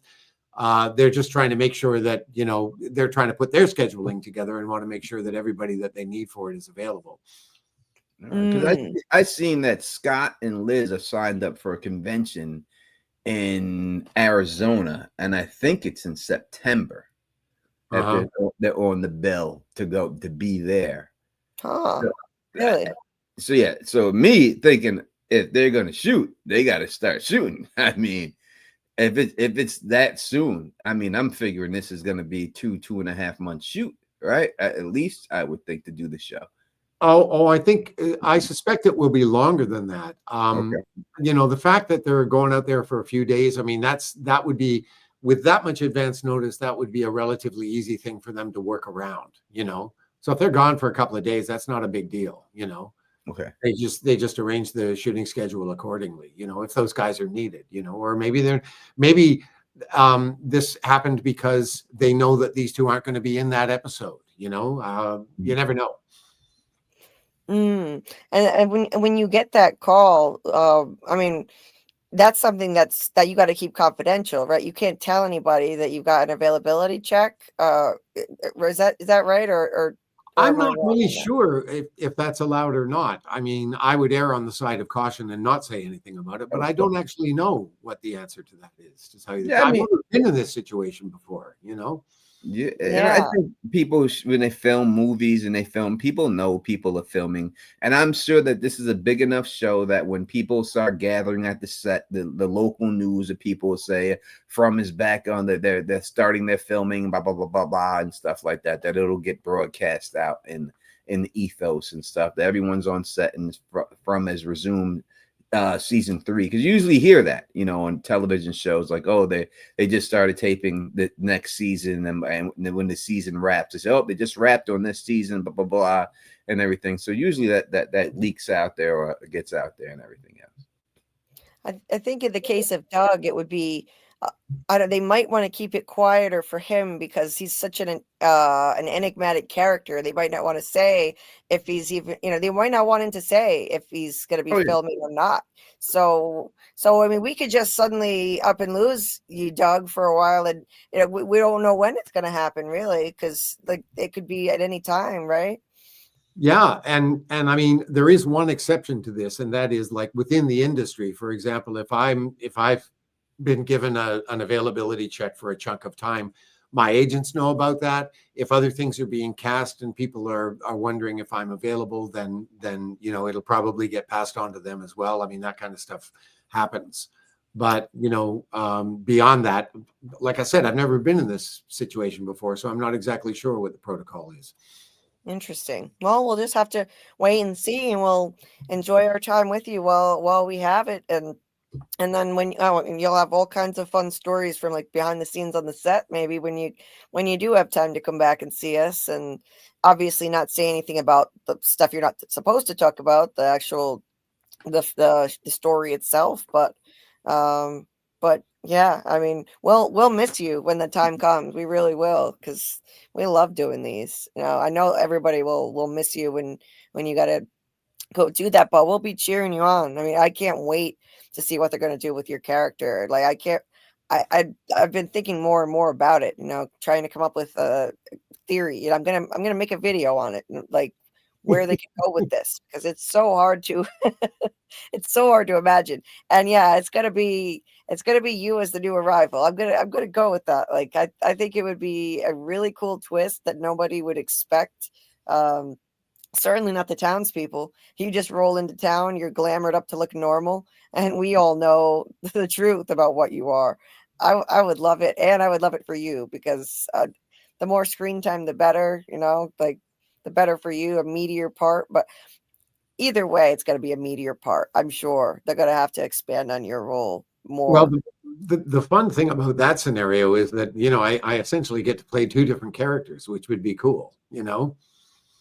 Right, right. I mean, you could argue that they are in fact the same character. They're just two sides of the same coin. But from an acting point of view, it's you would approach that as if you were playing two different characters, you know, in many respects. So yeah, it would be a really interesting idea. But my feeling about this is we know so little about the guy at this point that there's any number of directions they could go in. And you know, any one is just as valid as another. You know, we'll just have to see. It's one of the hardest things to imagine. What the hell's going to happen? Sorry, Panda. What was that? Oh, I was just going to suggest maybe short order cook in yellow. You know, work the diner, flip the flapjacks. They got flaps. Yeah, they do got flaps. I'm thinking they got waffles for some reason. But I can say this, that I interviewed Liz and I interviewed Elgin while they were on set.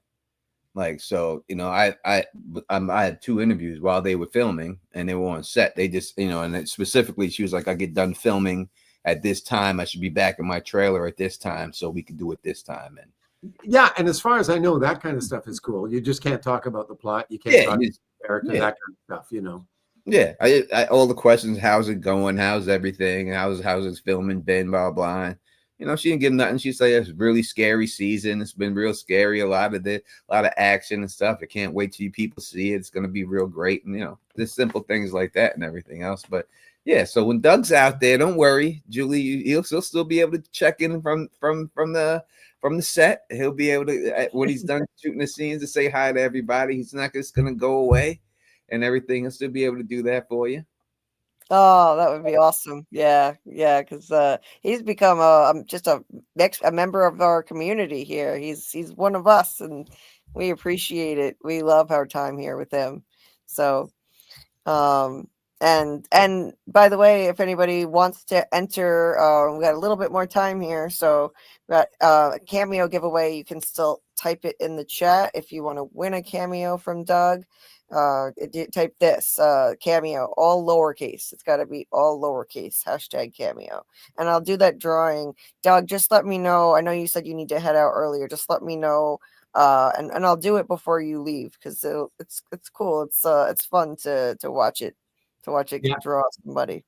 I've got to head out in about 10 minutes actually. So yep, that's what I thought. So yeah, Doug's gonna get up pretty early tomorrow. So but yeah, it's awesome that you've been getting so much work lately in terms of auditions, but I'm sure it'll be nice to have like a little downtime now. Things it's just been so nuts because it you know, it was also happening while I was in the middle of getting my sunroom renovated. So I mean, this place was just a zoo, and it's I noticed you're back to your regular position. Yeah, finally got the place back to normal. So, you know, that's good. But you know, my preference when I'm preparing an audition is to concentrate on one thing at a time. And during this little period, I was juggling 2 or 3 at a time on any given day. And that just makes me a bit nuts. I just feel really scattered when that happens. So, you know, be nice to have a little downtime after this. Do you enjoy going on auditions, the process? Yeah, I like auditioning. It's something I've always been comfortable doing. You know, I prefer to do them in person, and the one tomorrow is in person. So that's nice because those are pretty rare these days. Almost everything is done via Zoom or self-tape, you know, so it's nice to be able to walk into a room again. I feel like I'm going back in time, you know? Yeah. It's gotta be weird though, having to do so much at home, like setting up all of these auditions yourself, and that's got to be a lot more challenging, I would think, than just going there and then they tell you what to do. They've got it all set up, right? I mean, yeah, but the thing is, you know, I mean, I'm so used to doing it now that I've got it down to a routine, and it actually doesn't take all that long for me to set up to do a self-tape. I hated them when I first started doing them because, number one, I didn't have the infrastructure to do them properly, and I didn't really know what I was doing. But, you know, once you sort of figure it out, it's pretty straightforward, and it's not that much of a problem. I really miss being in the room with people, you know, because even when it's a Zoom audition, you usually can't see the people you're talking to, you know. They've all got their cameras off. You're just talking to disembodied voices. And it's just not the same as walking into a room with other human beings, you know? Yeah, there's way too much done through screens nowadays, you know, not enough human contact, human interaction. Oh, hey there, Doc. He says, hi, Julie, Scarlett, Tony, Carl, and Uncle Doug. We got the full house here on the panel. Yeah, I mean, I think we're going to turn into the movie The Surrogate, Bruce Willis. I don't think we're far off from that. I think that it's possible that it gets to that point where you lose human contact with each other just because of technology and stuff. It's scary, but I think that, you know, we're on that path. I don't know if y'all have seen that movie. I know Scarlett did, and I know Julie didn't. Yeah. You're right, Tony. You would be right. Yes. Yeah, but that's what that whole movie's about. You know, the guy living with his wife and never sees her, and we're in the same house, and they just see their surrogates, and that's it, and that's all. So, you know, so it seems like it could be going that route. Unfortunately, technology is great, but it also has its bad points too. Yeah, it's great how it can facilitate so much, but it's got its dangers too, and it's unfortunately distancing people from each other more. Sometimes I wish smartphones were never invented, because you can be in the same room with somebody and not even be aware that the other person is there. Like you're just both in your own world on your phones. It puts up a wall between people. It screws up communication. Yeah. Sometimes I wish we didn't have them. As much as I'm addicted to mine. Yeah. I think it's the good old days when we got slinkies, right, Doug? Doug knows when we got slinkies and silly putty, right? That was our choice. Oh yes, Some jacks in the ball. Some jacks in the ball. You know, those the Legos. Those are good old days. And you got the viewfinder. You put the thing and just went chook, chook, chook. You were happy. I love those. Yeah. nice. Well, you know, I've talked to Julie about this, but I had an idea quite some time ago for a podcast, because, you know, I was just looking at my own life and reflecting on how virtually all of my human connections now are virtual. You know, I very rarely see the people in my life, my friends and colleagues and family and stuff. It's usually through some medium like this that we connect. So I got this idea of doing a podcast where I would connect. Now, unfortunately, it's kind of a dichotomous idea, because the podcast would be exactly that, connecting with people virtually. But the idea would be to say to them, you know, when was the last time we saw each other in person? And what's been going on in your life ever since? What's happened to you? I mean, the last time I saw you was 10, 15, 20, 40 years ago.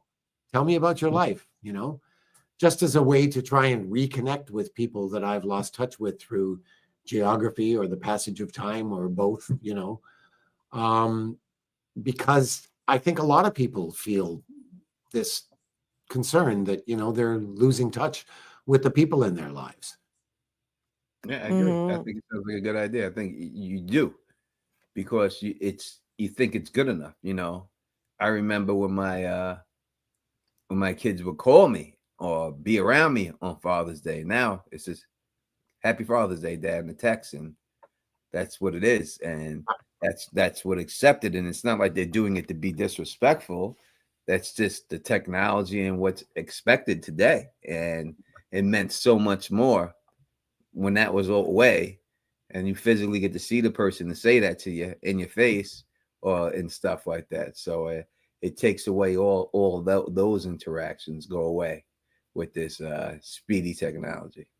I fought against getting a cell phone, a smartphone, that is, until about 6 years ago, when it was starting to become a problem professionally. Like, people would send me texts. I would give them my phone number, and I had a landline, and they would send me texts on my landline, which I wasn't getting because they didn't realize they were texting a landline. So no. there would be like wardrobe calls and stuff that I wouldn't know about because they just sent the message by text as opposed to an email or an actual phone call, you know? Like, nobody uses voicemail. Nobody picks up the phone and calls anybody. What the fuck is up with that? You know, I would much rather talk to you than text you. I would much rather leave a voice message than a text message. I mean, Julie knows this because I send voice messages to her all the time. You know, that's preferred medium of communication. Yeah, it's so much better. Yeah. If someone knocks on my door, I freak out. Like, I don't expect to hear it. Like, I expect to get the call. I'm on my way. And then, but if someone just knocks on my door random, I just get a knock on my door. I'm like, what's going on? Who's knocking on my door? Someone's knocking on my door. What's going on out there? Like it just, don't expect it. Because now nobody does pop-ins anymore. Yeah, I just expect people to, hey, I'm downstairs, I'll be right up, and text me, I'm on my way, and I know that comes. So if I hear a knock on my door, I'm like, what the fuck is going on? All right, well, what's going on here? Stevens has just left an interesting comment in the chat. He says, God, I remember back when you didn't need to dial an area code before calling someone. Yes, I was there for that too, Stevens. Or the spin dials. Rotary dial. Oh yeah, totally. Yeah, we had a rotary dial phone when I was a kid. Yeah, I remember rotary dial phones. Touch-tone phones were actually developed in 1964, but they didn't become, like, you didn't see them in common usage until at least a decade after that. You know, that's when it really started to shift. But up until then, everybody had rotary phones. That's what I had one at one point as a kid in the 90s. Yeah, we still had one. Yeah. Yeah. I remember it was a big deal to have a phone in your car. Like you had like phone in your car was like you only were a rich person if you had a phone in your. Yeah, you would. I remember we had our cell. I remember I had a cell phone that was like this big, like one of the first ones, this big. And I remember I was coming from the city to upstate, and I let the bus driver use it to call his wife. And this is when it cost like $1 billion just to make a phone call. But I let him do it, and he was on the phone, and he was saying on the phone, "You're not gonna believe this, honey. I'm driving the truck, and I'm talking to you right, driving the bus, and I'm talking to you while I'm driving." Like you couldn't believe it. Now, you think about it, you look back at it, you look at it, and it's like it's just, everyone can do it. So natural. But I remember that crystal clear. It's like I remember when my dad used to have my dad was on to technology, that's what I'm into, but he had a big camcorder. I mean, on his shoulder, he used to always take the videos. You put the VCR tape right in the side of it and everything else. And I remember he was taping my uncle Steve, who's from down south, and he was on the videotape. You could hear him say, "He goes, Wayne, are you telling me that thing on your shoulder is getting my voice and my picture?" And my dad goes, "Yes, it is, Steve." And he's like, "That's amazing." Oh my God. The things that used to impress people. It's crazy. I mean, I remember when you couldn't be on the phone and the internet at the same time. Get off the phone. I've got to use the computer. Or, get off the internet. I've got to use the phone. It's crazy how far we've come. I remember when there was no call waiting, and you'd be on the phone, and I'd be on the phone talking to my friend, and all of a sudden the operator will come on, emergency breakthrough through, and then my mother will come on, "Get the phone on the phone right now, boy," and I hang the phone up. That was it. And the operator, you have to call the operator if it was busy and say, "I need an emergency breakthrough for this number," and then the operator will plug you into your thing, and you hear it coming. It was just like that. And that was before the beep beep beep beep. You could have the call waiting and take another call. Yeah. Come a long way, that's for sure. I mean, now look at us. I mean, what we're doing right now, just imagine, like, this would not have been possible for so long. Like, we couldn't have our own shows on YouTube. Like, any random Joe, couldn't, make something and turn it into, a community and have guests on and, and connect over long distances. I mean, we've got people from all over the world coming in the chat, and, it's amazing. I'm so glad we have this. I mean, technology can be a blessing and a curse, but I mean, this is one of the blessings we're reaping right here, and getting to connect with Doug like this from my favorite show on TV, and it's just amazing. It's amazing. Okay, kids, I got to get out of here. So if we're going to do the draw, I guess we should. It's that time. I got the bells and the goats ready. Bell and the goat. Yep. Yeah. All right. So I'm going to switch. I'm going to share my screen. So I can. Wait. Before I do that, there was something. Dieter wanted to show this incredible picture. Let me just pull this up here. Dieter took this picture of the Milky Way. We were talking about stargazing earlier, and he wanted me to show you that, Doug. Yes. I downloaded it actually. Yeah. Yeah. He's really an avid photographer. It's gorgeous. But anyway, Yeah, he's done amazing professional kind of shots, like as a hobby. I've never had a camera good enough to take anything like that, but I'd love to get one eventually. Yeah, photography is a hobby of mine too. So, all right, so we're gonna do the drawing now, and it's completely random. You'll be able to see it here, drawing, scrolling through the names, and we already did a last call in the chat, but I'll pause like for one more second in case there are like, I don't know, lurkers, listeners. If you want to pop in the chat, you can enter hashtag cameo. It's all lowercase, just like that. But yeah, I think we did a few reminders in the chat, so I think we're good to go now. And Doug needs to get to bed, so let me see now. Okay, gonna draw right now.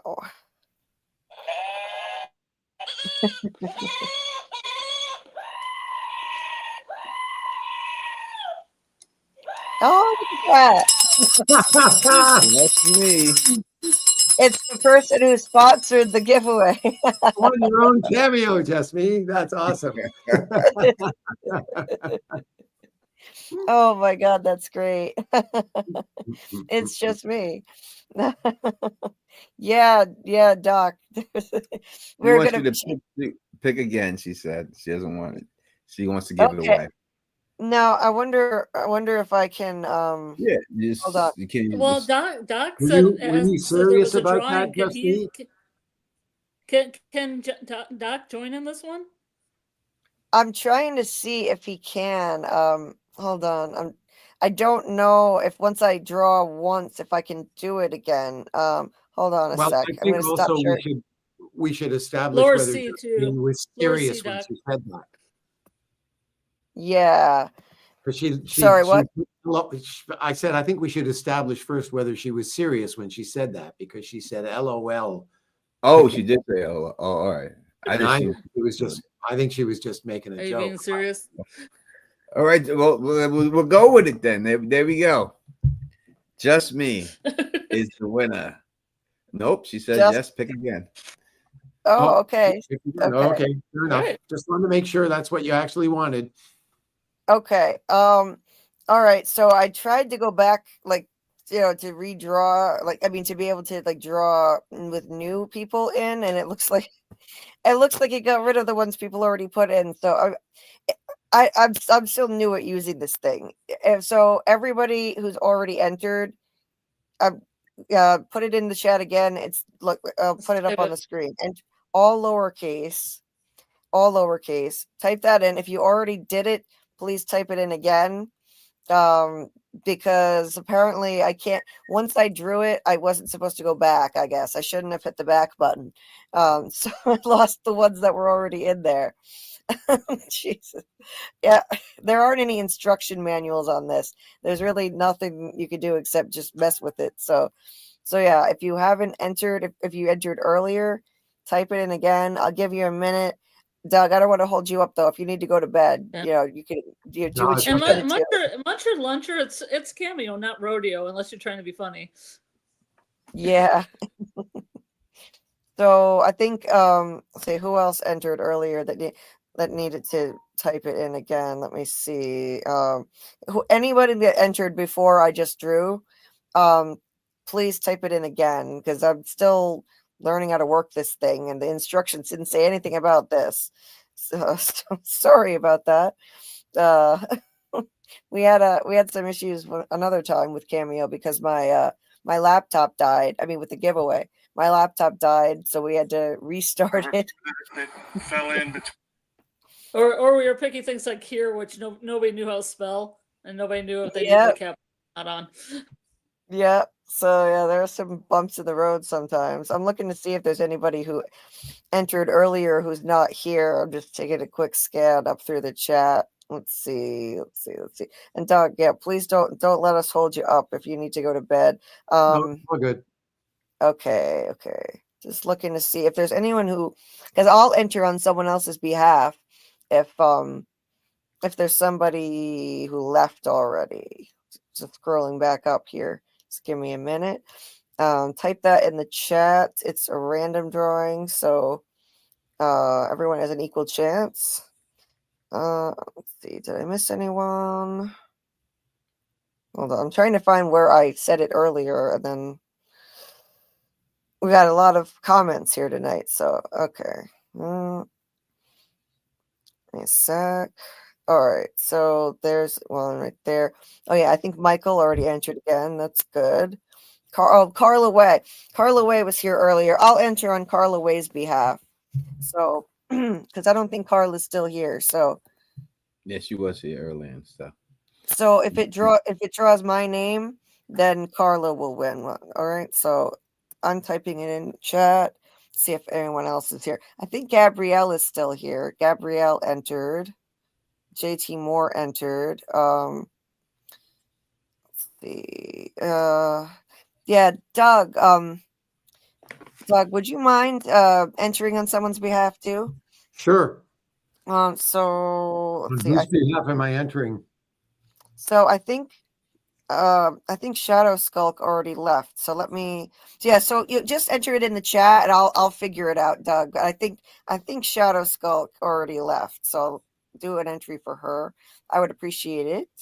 Because I can't do multiple. I don't think I can put it in multiple times. Even if I did, it would get too confusing. So, yeah, Shadow Skulk. She goes to bed earlier. So I don't think she's still here. And then there was JT Moore and Muncher Luncher. Okay, I think we got everybody, and everyone else already entered again. So it should be good. Yeah. Robert, we're doing a giveaway right now. If you want to enter, we're doing a cameo giveaway from Doug. I see Robert Saunders in the chat here. I've been listening the whole time while I finish up work. Well, nice to see you, my friend. If you want to enter to win a cameo from Doug, feel free to type hashtag cameo in the chat, all lowercase. Oh, Kimberly, thank you. Kimberly, yes. Kimberly, please, if you could do that too, you can enter for JT Moore because I don't think he's still here. And I don't see Shadow Skulk. So Doug's entry will be for Shadow Skulk. Oh no, she's still here. Never mind. I see it. All right. I think we're good. I think I got everyone's. So awesome. Yeah, we got Kimberly. Thank you so much. And that should cover it already. So let's have a redo here. Thank you for your patience, guys. There are always bumps in the road trying new things on here, and there's really no way to test it out without actually doing it. So yeah, now I know for the future, once I draw, I cannot go back and redo it so more people can join the giveaway. All right. So here we go.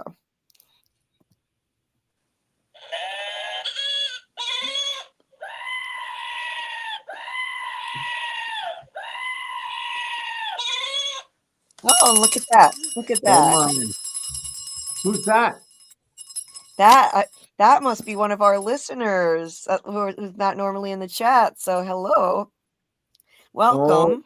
Oz Cons. I've never seen that picture with the bootleg gizmo. Right. And everything else. That's right. Yeah. I said it. Bootleg Gizmo. That's all Baby Yoda is a bootleg version of Gizmo. They stole the whole design from Gremlins. Congratulations. Right. Congratulations, and thanks for popping out of the listeners section and entering. Yeah. Oh, Dieter has seen her. All right, nice. Well, we like I always say, we appreciate every single person who comes to these streams, whether you like to chat or you just like to listen. That's awesome. I thank you so much for your support, for supporting the stream, and congratulations. We will hook you up with a cameo from Doug. And we'll be in touch. You'll be able to pick from a bunch of different options, and yeah, like a pep talk or advice, special occasion. You can pick. She said, sorry, what, Tony? No, I'm saying she's a channel member of the Dons. Yeah, she says I'm a channel member of Tony and have been hearing Julie since way back. Oh, that's awesome. Nice. You know, we share a lot of people because a lot of people found my community because of you, Tony. So that's awesome. I'm happy to be of assistance in any way. She said, "Thanks so much. I love Doug. He's awesome." And I was just, I love Baby Yoda too. So I'm just playing about Baby Yoda. How can you not love Baby Yoda? Right. All right, sports fans. I'm going to have to get out of here. So thanks for having me. Yes. We'll see you soon. I'm sure. Sure, it won't be too far in the future. Good luck tomorrow. Good luck. Break a leg. Thank you very much. Yes, good luck. And Kimberly says, "Thank you, Doug, for sharing your stories again. We appreciate your time. Have a lovely night." Sonic said, "Doug, can you cameo at my job and curse out the supervisor?" I could get the little guy to do that for you. Yeah, totally. Thank you so much for hanging out with us, Doug, as always. We look forward to the next one. And yeah, good luck tomorrow and hope you get some good rest. Thanks. Adios. So go Cyrano that to Bergerac. What's that? Adios, hombre amarillo. Well, I told him to go Cyrano that to Bergerac tomorrow. Oh, yes. Right. Okay. Take care, everybody. See you later. Good night. See you. See you. Well, that was almost a train wreck with the giveaway. Jesus. You pulled it off, and that's what matters. I was like sweating over here. Oh my God. You don't know all these things are going to go sometimes until you just do it. And then there are technical difficulties. Damn. Well, luckily it worked out. Everyone was able to re-enter because I was like, oh shit, I'm going to start over again. Oh my God. Yeah, that's the way this kind of night. I'm not on camera because a bunch of other stuff went wrong tonight too. It's the kind of day I've been having. I didn't have time to get ready to be on camera. Normally I always am.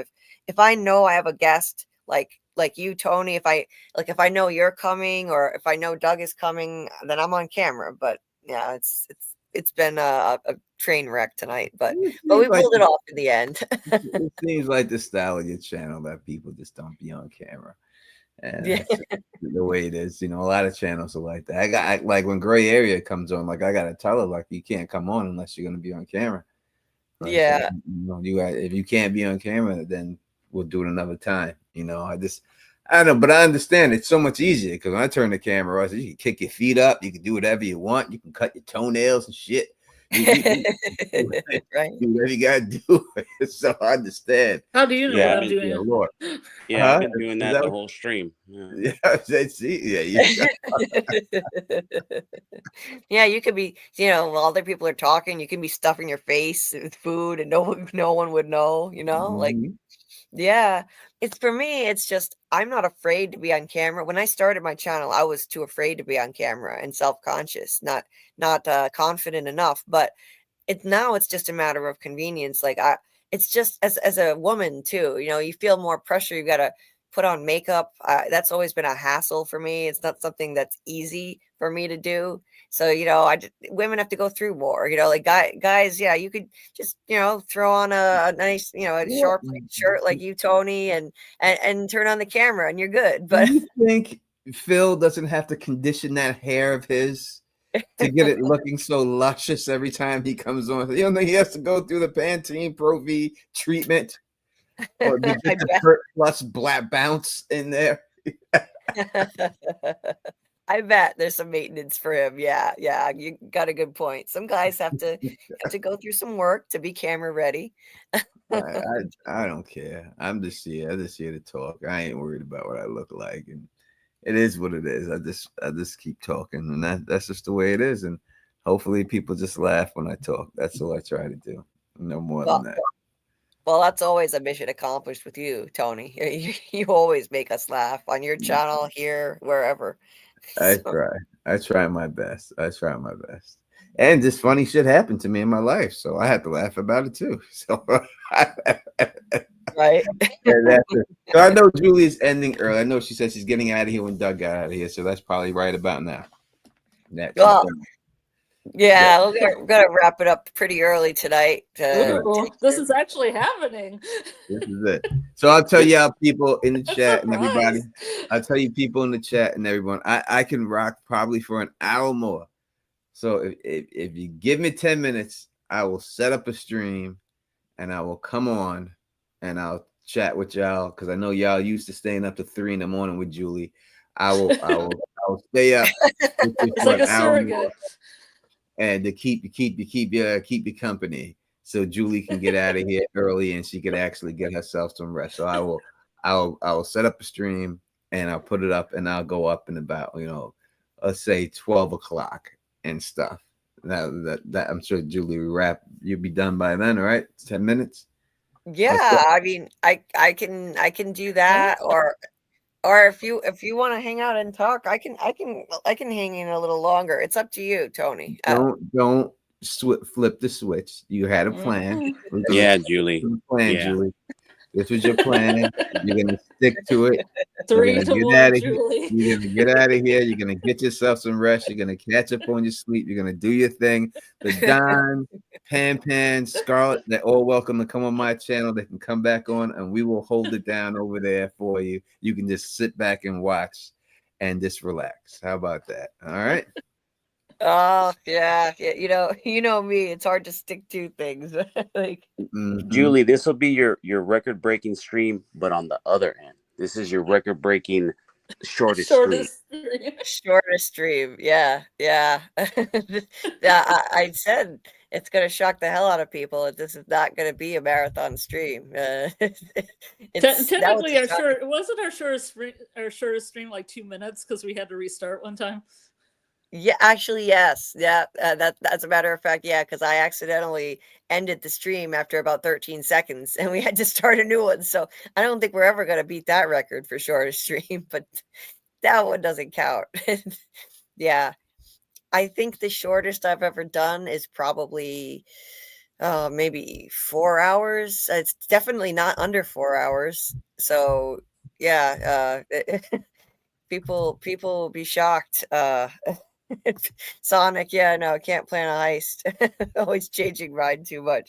Yeah, I always say like, oh, it's not going to be a marathon stream, and I stopped saying that because it always turns into that. So yeah, I don't have much self-control when it comes to this, but I am trying to prioritize self-care more, and I didn't get a chance to do that today. My pain has been out of control. That's why my physical pain is really bad. And that means I have to do these stupid therapeutic walks that I don't want to do. And I can't, my treadmill's broken, so I can't stream on the treadmill. Otherwise, this wouldn't be an issue. I'd be doing it right now. Anyway, All Mod Cons said, Julie, I remember you coming on Tony's channel. Oh, wow.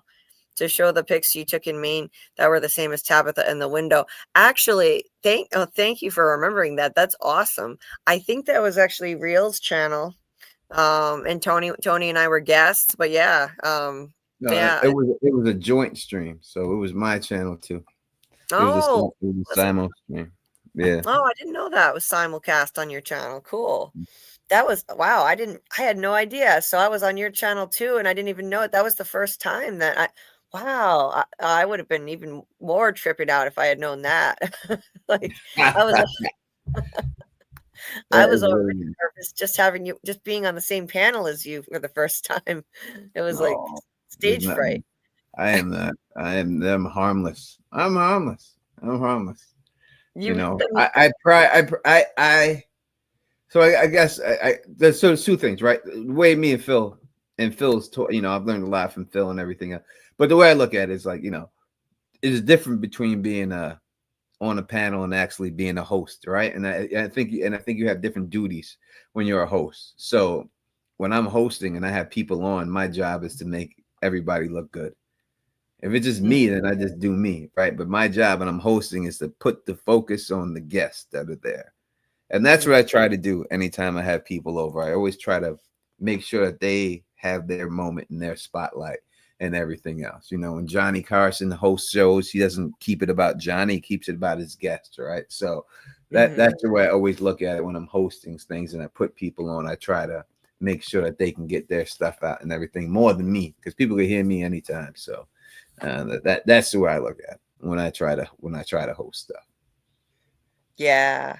Well, I mean, and you say, you're not, like, there's nothing threatening about you. I forget how you put it, but it's just, you were always so kind to me when I called into your channel. So it's not like I was afraid to talk to you and be on the panel with you, but it was just like, you're like the king of From, you're like a celebrity in the From fandom. So Listen, I'm not a celebrity. I'm not a celebrity like Doug, but I will say at these conventions, the rule is what happens at the convention stays at the convention.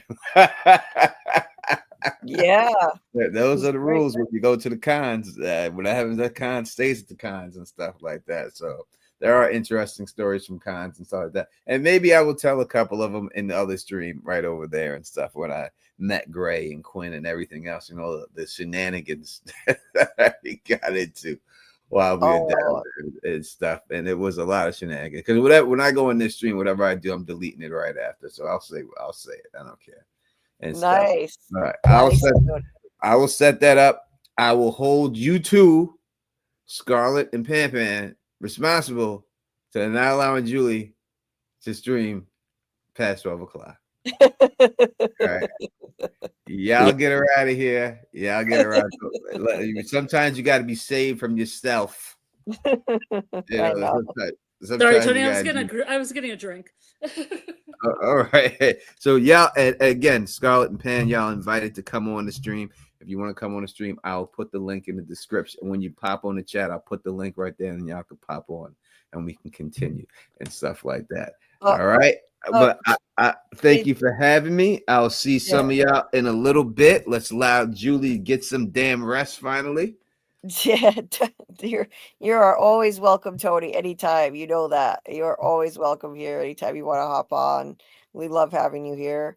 JT Moore said, "I'll finally catch an After Dark stream from Tony tonight." I have yet to catch one too. Yeah, it's not going to be the same because Anna's not there, so it's not. I'm not going to go all in like that. You know what I mean? But I will tell some stories. Oh boy, I will tell you. I will tell some stuff and everything. So it's going to be an After Dark. Is it going to be an After Dark one? I mean, it's dark enough, so might as well. I'll talk about. I'll do like a ask me anything. So if you ask me, I'll answer. Yeah, I won't promote it. So if you ask me a question about whatever, then I'll answer it and everything else. But that's probably easier, and then I'll put the phone line up if people want to call in too and all that good stuff. So we'll do that. All right. What does this mean? What does this mean, Tony? You sound like you just got out of a 2-a-day football practice. I don't know anything about football. Maybe I sound tired or something. I don't know. What it means. Sound like a boy, I don't know. He'd be thinking. I don't know. He'd be thinking sometimes. So but that's my motherfucking man right there. Yeah, he's awesome. And one other thing, Tony. I'm not just trying to stall because I want to stay on stream. Mm-hmm. So somebody was asking earlier about, like the convention idea again. Are you still thinking about that? Like doing a smaller convention? As I said it then, I say it now. If it's just a get together convention where we're just hanging out, say we go to a hotel, let's just say the Hilton or DoubleTree, and we're renting out a room just to have one room so we can do some type of some panels. We could do it next month. We could do it. That's easy work. We could definitely do that. If it's a convention where it's got to be more inviting and we got to get some guests and everything else, it's going to take a couple of months. But we could do that, like I said, in a month, 2 months, easily have it ready for August. That's not hard to do. That's simple. Again, when I was thinking about doing a convention, I'm thinking about going all out. Like the conventions I've been to. But when I seen that camp convention and how tiny it was, then I was like, well, if people are into this and they're cool with that, because when you go to when I went to Con of Thrones and stuff like that, there's 700, 1,000, 1,500 people there, for Game of Thrones convention and stuff, when they had the actual official Game of Thrones convention, you're talking this 5,000, 10,000 people there every day. So I'm thinking it's people want to do something like that. But if y'all just want to keep it simple and intimate, yeah, of course we could do that. Any problem, because it'll be no problem. If you want to do a spot where they have cabins and everyone rents a cabin, again, I would say Nashville. I can get people good rooms and Airbnbs, good rates on them out there. My man owns a bunch of them, but yeah, I do that all day, anytime. These people just got to come to me and be serious about it. Because if I go out there and book stuff, you know what I mean, I'll just do a pre-sale, and then I'll just take all the pre-sale money and book the spot, and there you go. And we go, and we'll have it, and we'll run it. That would be amazing. Seriously, like I really hope we can make it happen. Like I truly think people would be on board, even if there doesn't need to be a single actor there. People just want to meet up with the content creators and each other and just have a great time. I think it would be a big success, and I think you should go with the idea. I really think it would work, Tony, and I would be all in. I would be honored to be part of it. Well, you're a part of it. You got a panel, multiple panels. Oh my god! Because I ain't doing all the work. God damn it! I am not doing that. I am not doing all the work. I am not going on panels all day. It's fun, but I also enjoy just interacting with people, right? Too. So it's just like this to hang out and stuff. And again, a lot of the times when we do it, the most fun we have at the con when the con was over and everyone went to the bar. So nice. it would be the same exact experience. All right, I'm out of here. Y'all get Julie out of here. I'll see y'all, everyone, on my channel, 12:10 or something like that around there. I'll be ready to go. Later, Tony. All right. Yeah. Have a good one. Thanks so much, Tony. Have a good night. Peace. Yeah. Hey, Justin. Nice to see you. Yeah, it has been an awesome panel. Doug was on earlier, and Tony was not planned, but when I saw him in the chat, I sent him a DM and said, "Hey, you want to join? You're welcome." And he said, "Sure." So, yeah, so he joined us, and we had a fun talk with Doug. We started early tonight. Started at around a little after 9:30, so Doug could have a couple hours before he had to get going and get up early in the morning. So I'm about to do something shocking, which is end the stream at a normal length, which I don't think I've ever done in the entire time, in the entire history of these streams, which may not be long in terms of, chronology. Like chronologically, it's only been since September. It hasn't even been a full year, but just the sheer number of streams we do. I mean, we started doing 2 streams per week, and then I was also guesting on other people's streams at the time, and now it's been 3 streams per week for a long time, and I don't think we've ever ended another 4 hours, have we? Scarlett, can you ever remember ending under 4 hours? No, mine only ends when my iPad dies. So technically I've ended. Right. I'm gonna have to go back and look, but I mean, there are a lot to go through. So I mean, if I could sort it by duration, I could find it easily what the shortest stream was. But yeah, I'm pretty sure we've never done one under 4 hours, and I've got to start prioritizing self-care. And today I have a really bad pain spike going on here, so I wasn't able to take care of it before the live, but we needed to. Like, if Doug wasn't on the schedule, I would have just pushed the live back. Like, I keep pushing it later and later so I can take care of myself. But it was too important. I had to be here for Doug. But that means, unfortunately, I gotta wrap it up early. And I don't mean my signature 2-hour wrap ups either. I am gonna just look at the chat quick before we cut it off, but very briefly. Yeah, I was going to try to make Tony's, but I've been having coughing fits during this, and I have to take meds, and the meds make me sleepy, so I'm not sure what's going to go on. Yeah. What I don't want to do is get on StreamYard and fall asleep during. Oh, yeah. Yeah. You can just hear me snore in the background. Sounds like it could be interesting over there. Impromptu after dark stream on a weeknight, no less. Oh. Very cool. Steve Steve was like, Tony, I'm harmless as long as there's not a fan in the room when I'm doing my finishing move. I wish I had seen that when he was here. That's hilarious. Oh my god. Yeah, that's hilarious. Dieter posted the link to the Discord. If you're not in there already, we do watch parties all the time for movies and TV shows, and every Thursday night we're going to be doing a watch party at 9 p.m. Eastern with a new episode of Duster Drops. So that'll be going on Thursday night. So the link to the Discord is in the description of this video as well. You can find it there. And also, our next stream will be with Doc on Friday night from Academy, part 2 on the monsters. We're going to do another deep dive into the nightmare creatures, and this time we will be diving into Robert Saunders' awesome monster theories, and Nick L., another amazing theorist in the fan community.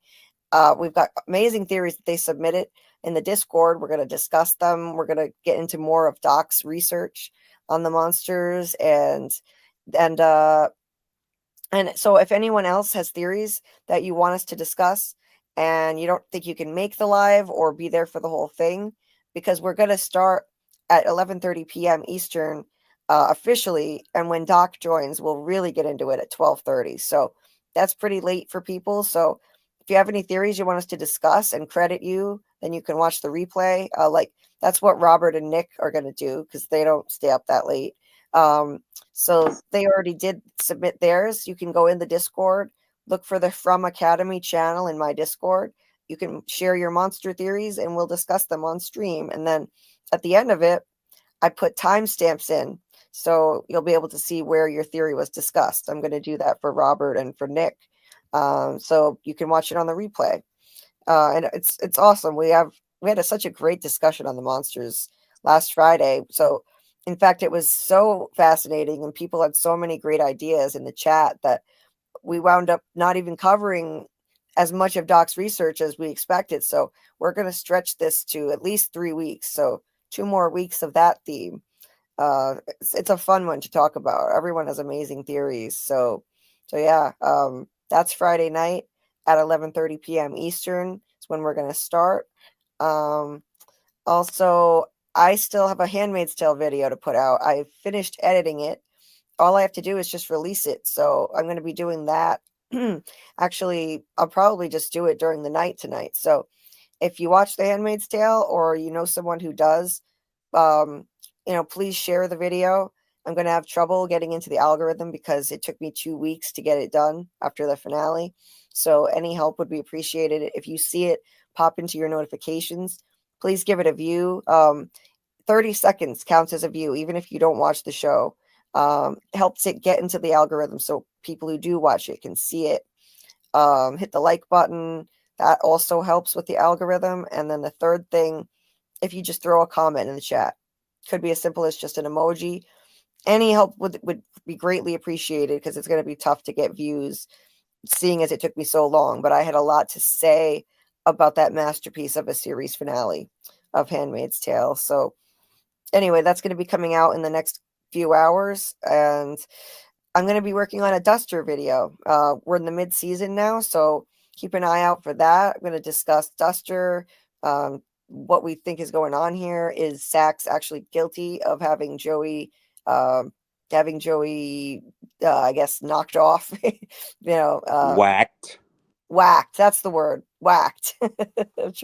I was reaching for the word, the mob term. Thank you.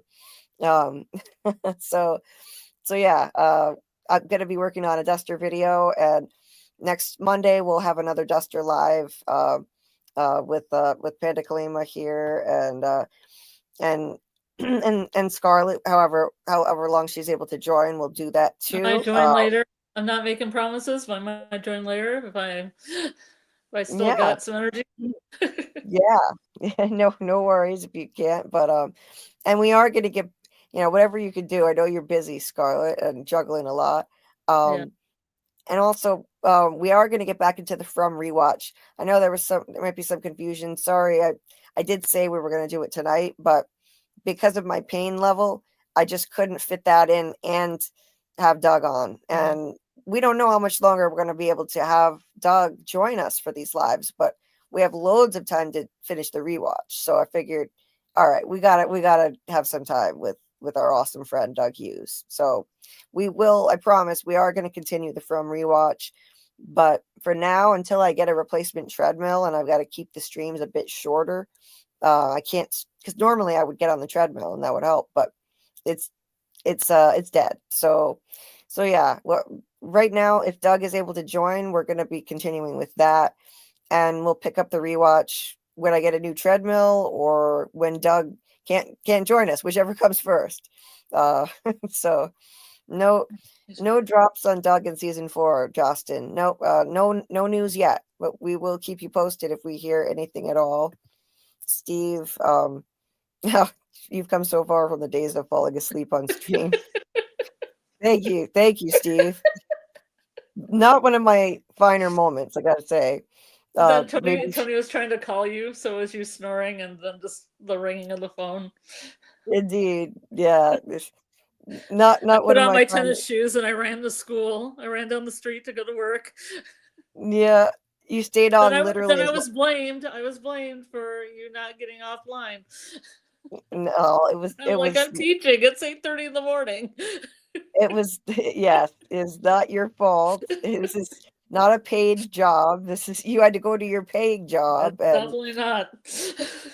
You stayed till the very last second and then ran the last second you could and then ran to work. So, thank you, Steve. He said, made me feel like I was junior high when we'd fall asleep on the phone with our boyfriends and girlfriends. Yeah. I know what that's like. Yeah, that's it's nice. I remember that too. Right? Yeah. Anyway, all mods, cons, yeah. I don't know if you're into Discord, but Discord is a really fun way to stay in touch with the fans of the show and keep the conversation going. We do a lot of really fun watch parties for movies and TV shows. Some of them kind of similar to From, and some of them just random horror movies, sci-fi, sometimes comedy, just great movies and shows. Lost watch parties, and what's the other thing? Chucky too. Lately, we've been watching Nightmare on Elm Street movies and Child's Play and stuff like that. So yeah, that's another fun thing we do in there, other than just talk From and whatever other shows are on the docket at the moment. So yeah, if you want to join the Discord, it's in the description of the video, the link to join. Oh, Sonic, that is so sweet. Thank you for the prayers. I appreciate it. Thank you so much. Doing what I can to manage the pain, but it's a constant battle. So thank you so much. So Muncher said, I'm from the future, and it says here that there's 6 hours left in this live stream. I would love to, in a perfect world, I would love to, but it's not good for me. Especially now with the treadmill, it makes my pain worse, but I love you guys. I would stay on here all night, but Sonic, thank you so much. Yes, 30 seconds counts as a view. You don't even have to listen to it. You can mute it. It's 30 seconds counts as a view. Yes.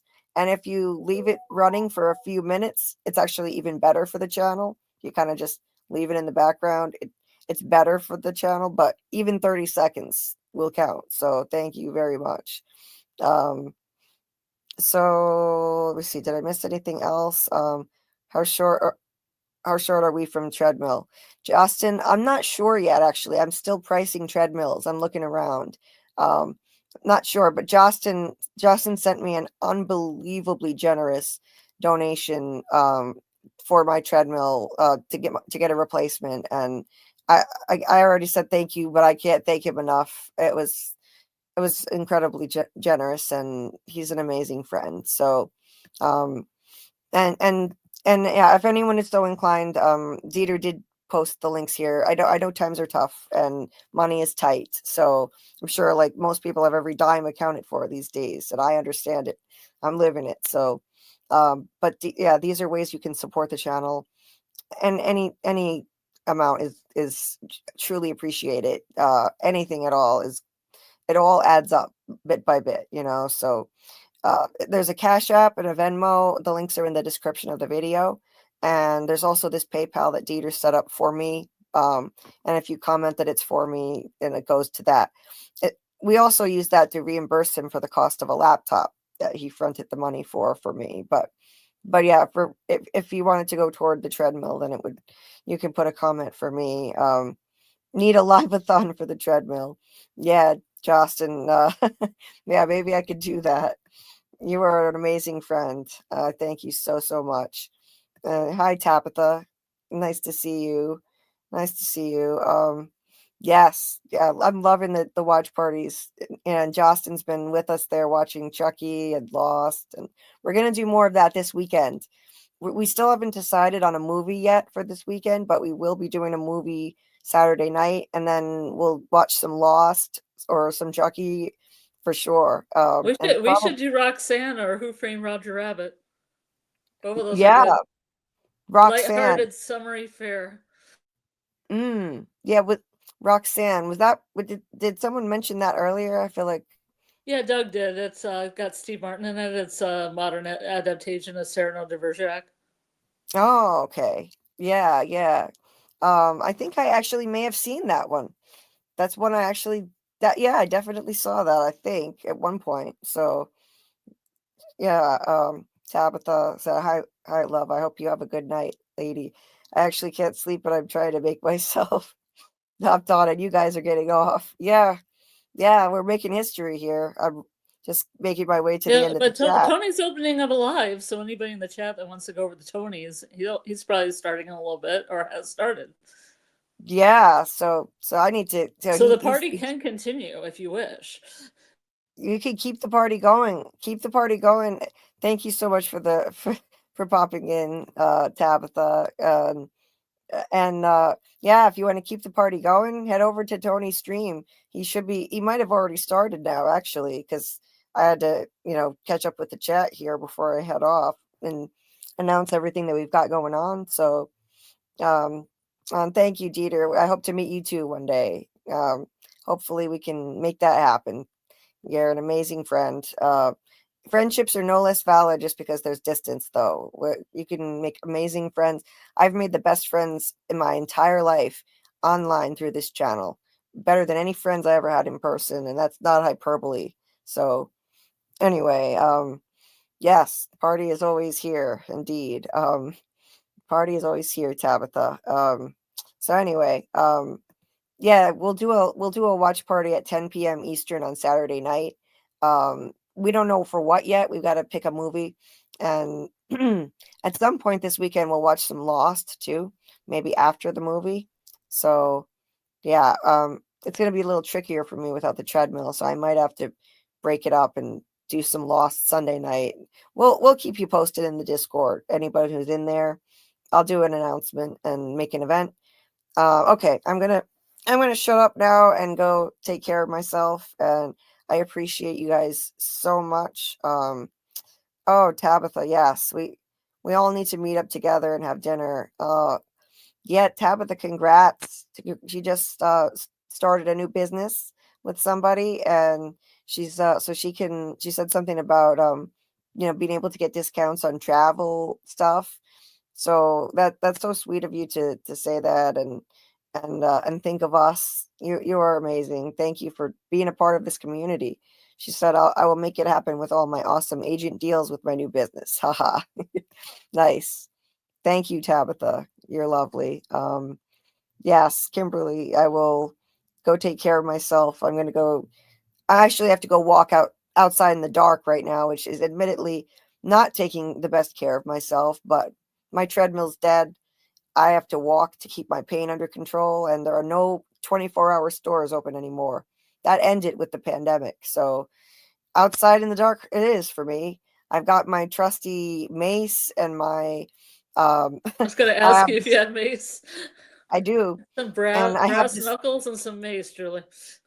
I used to have plastic brass knuckles that are these two sharp points, and the brass knuckles it was a cat's face. It was the outline of a cat's face, and the ears were the 2 points. But it fell off my keychain and disappeared, sadly. But that would have been a great way to, take somebody by surprise, like should I poke them in the eye, or I don't know, with that thing. But anyway, I have this birdie thing though. It's made for safety purposes like this. And if anybody would try to like attack you or whatever, you pull the pin out and it makes a crazy loud noise and starts flashing bright lights to try to scare the asshole creeper off. So I've got that. I've got mace, and I usually talk to somebody on the phone. And in fact, I always do now. So no, nobody has to worry. I'll be safe. You're gonna call Tony Teflon. No, not Tony. Not Tony. Circle of life continues. No, Tony's got his own stream to do right now. So head over to Tony's stream, guys. I got to get off. He came on to support me and this channel, so I got to get off of here because now I'm stepping on his impromptu stream. So, too bad we can't do that Zax thing and just send everybody over like he does with his chats. I don't know how to do that. I gotta find out how to do that. Yeah, I wish I knew how. But anyway, yeah. Head over to Tony's stream. It's probably going on already. No, Michael, I don't have a flail got a flail and a long sword too. No, nope, I don't. Yesterday, a cop actually pulled up next to me. It startled me. I wasn't expecting a cop to just pull up and roll his window down. I'm like, cops make me nervous. I'm thinking, am I doing something wrong just walking down the street in the middle of the night? But he just said, "Are you all right?" And I said, "Yeah, I'm just going for a walk." He's like, "Oh, okay." He smiled and drove off. So, yeah, it startled me a little bit, but that's how it should be. Serve and protect, serve and protect. That was a good cop right there. Anyway, I will get out of here now. And thank you all for the support. Thank you for showing up. Head on over to Tony's live. Michael dropped the link in the chat, and go check that out. Our friend Tony Teflon, love having him on, and everyone else here in the chat. Thank you, Panda Kalima, aka Carl. Thank you, Scarlett. Appreciate you guys. You're welcome. Yeah, you're welcome. All right. I am gonna head out. I will play my outro video. Just I didn't get to play it at the start. I'll play my outro, but I would encourage everybody to just skip the outro and head over to Tony's stream. And people on the replay can enjoy it. But head over to Tony's stream, and I hope everybody has a great night or a great day wherever you are in the world. And watch party Thursday night for Duster at 9 p.m. Eastern in the Discord. And we'll see you Friday night for the next From Academy, diving into the Nightmare Creatures at 11:30 p.m. Eastern. And see you guys next time. Yeah. Good night, everyone. Good night. Yeah.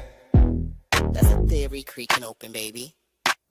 Yo, welcome to the screen where the plot gets bent. Julie B deep dives, not just for content. She don't react, she dissects those threads from the lens. Catching clues y'all missed when the credits end. What you know about freeze framing frames and while you blinking, she building an evidence drum. Got a notebook thicker than the lore itself. In a chat full of nerds with a mental health shelf. Yeah, she sees the glitch, peep the double cross. You just watching TV, she talk to the boss. Every theory and thesis, no throwaway guess. While y'all on season 1, she in season 8. Said rewind and slow it, zoom in, enhance. Julie B caught the symbol in the window glance. While you tweeting what just happened like a clown, she already made a flow chart, color-coded breakdown. They don't die like us, they don't vibe like us. They binge and they bounce, we revive that trust. They skip intros, we wear frame. You watch shows, we decode the game. They don't die like us, nah, they don't die like us. She cracked Severance before y'all knew it was deep. Predicted the Last of Us deaths in her sleep. When the camera pans, she ain't blinking once. Catch a ghost in the glass, call it theory punch. Watch parties lit like apocalypse nights. Call-ins while they bringing alien rights. Hey Julie, I think that trees and spies. Well, I have a spreadsheet that confirms that, guys. Zoom in, boom in, she moving through clues, spinning discord in the courtrooms, lord of views, got mods with receipts, time stands with heat, every rewatch turns into a Reddit elite, you stuck on the surface, we beneath with maps, cross-referencing lore with the rector's caps, if your fave show got secrets, don't be dumb, Julie got the chalkboard out in From's where it's from. They don't dive like us, they don't vibe like us, they skim the edge, we inside that crust, they zone out, we zone in the pain, you say plot twist, we say nope, chain, they don't dive like us, nah, they don't dive like us. What's that?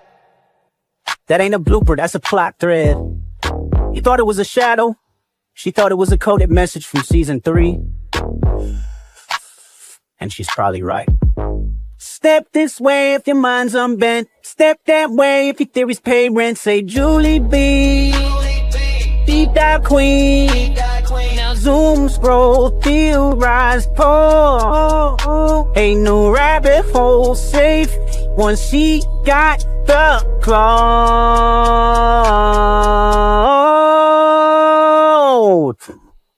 They don't die like us.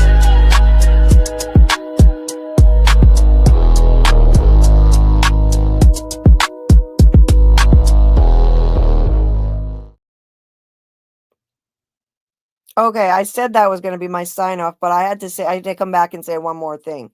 I just want to thank Just Me one more time for sponsoring that cameo giveaway tonight. That was so generous and kind of her to do. She sponsored one for us already. She's such an amazing, kind, and generous member of this community. I already thanked her at the beginning, but I wanted to reiterate that. Thank you so much to Just Me for sponsoring that giveaway. And also, I wanted to point out that if anybody wants to order a personalized cameo cameo from Doug, if you want to order your own, it's very affordable. It doesn't cost that much. And he puts so much work and effort into making amazing cameos. So the link to that is in the description of this video. If you want to order a cameo from Doug, as well as all Doug's other links, if you want to find out more about him, all the work he's done in theater and everything else, his website is there. There are 2 links to where you can find copies of his plays, including Deadline. You can get an e-copy or order a print copy. All those links are in the description of this video. Check out Deadline. Read a 32-page sample for free. That's on playscripts.com in the description of the video. Again, thank you to Just Me for sponsoring that giveaway.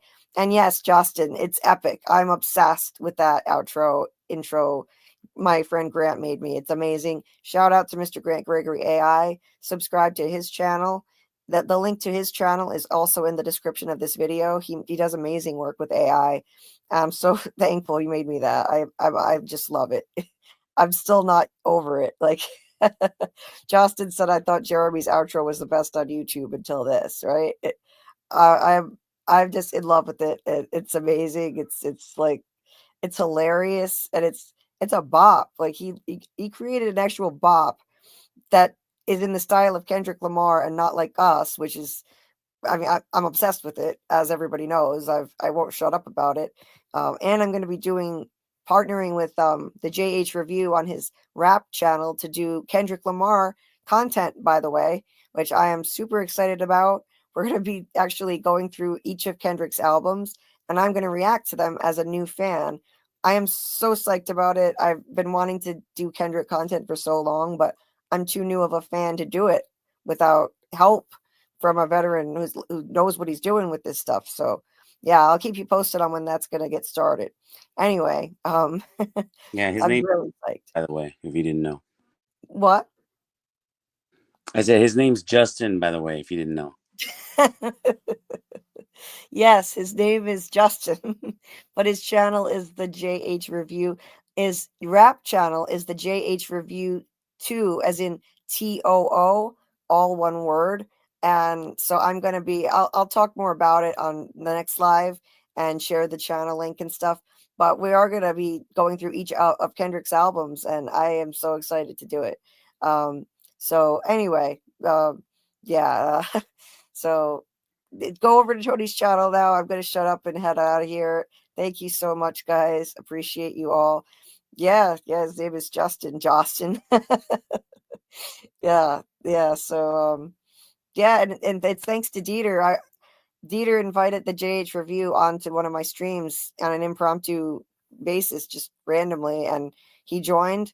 I happened to I was telling him about my outro and said it's based on Kendrick Lamar because I love him. He's like, "You don't say. That's my favorite artist."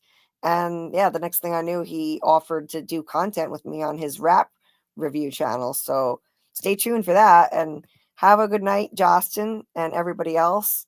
Good night again. And this is the real sign off this time. Have a good day or a good night, everybody, and we'll see you on the next one.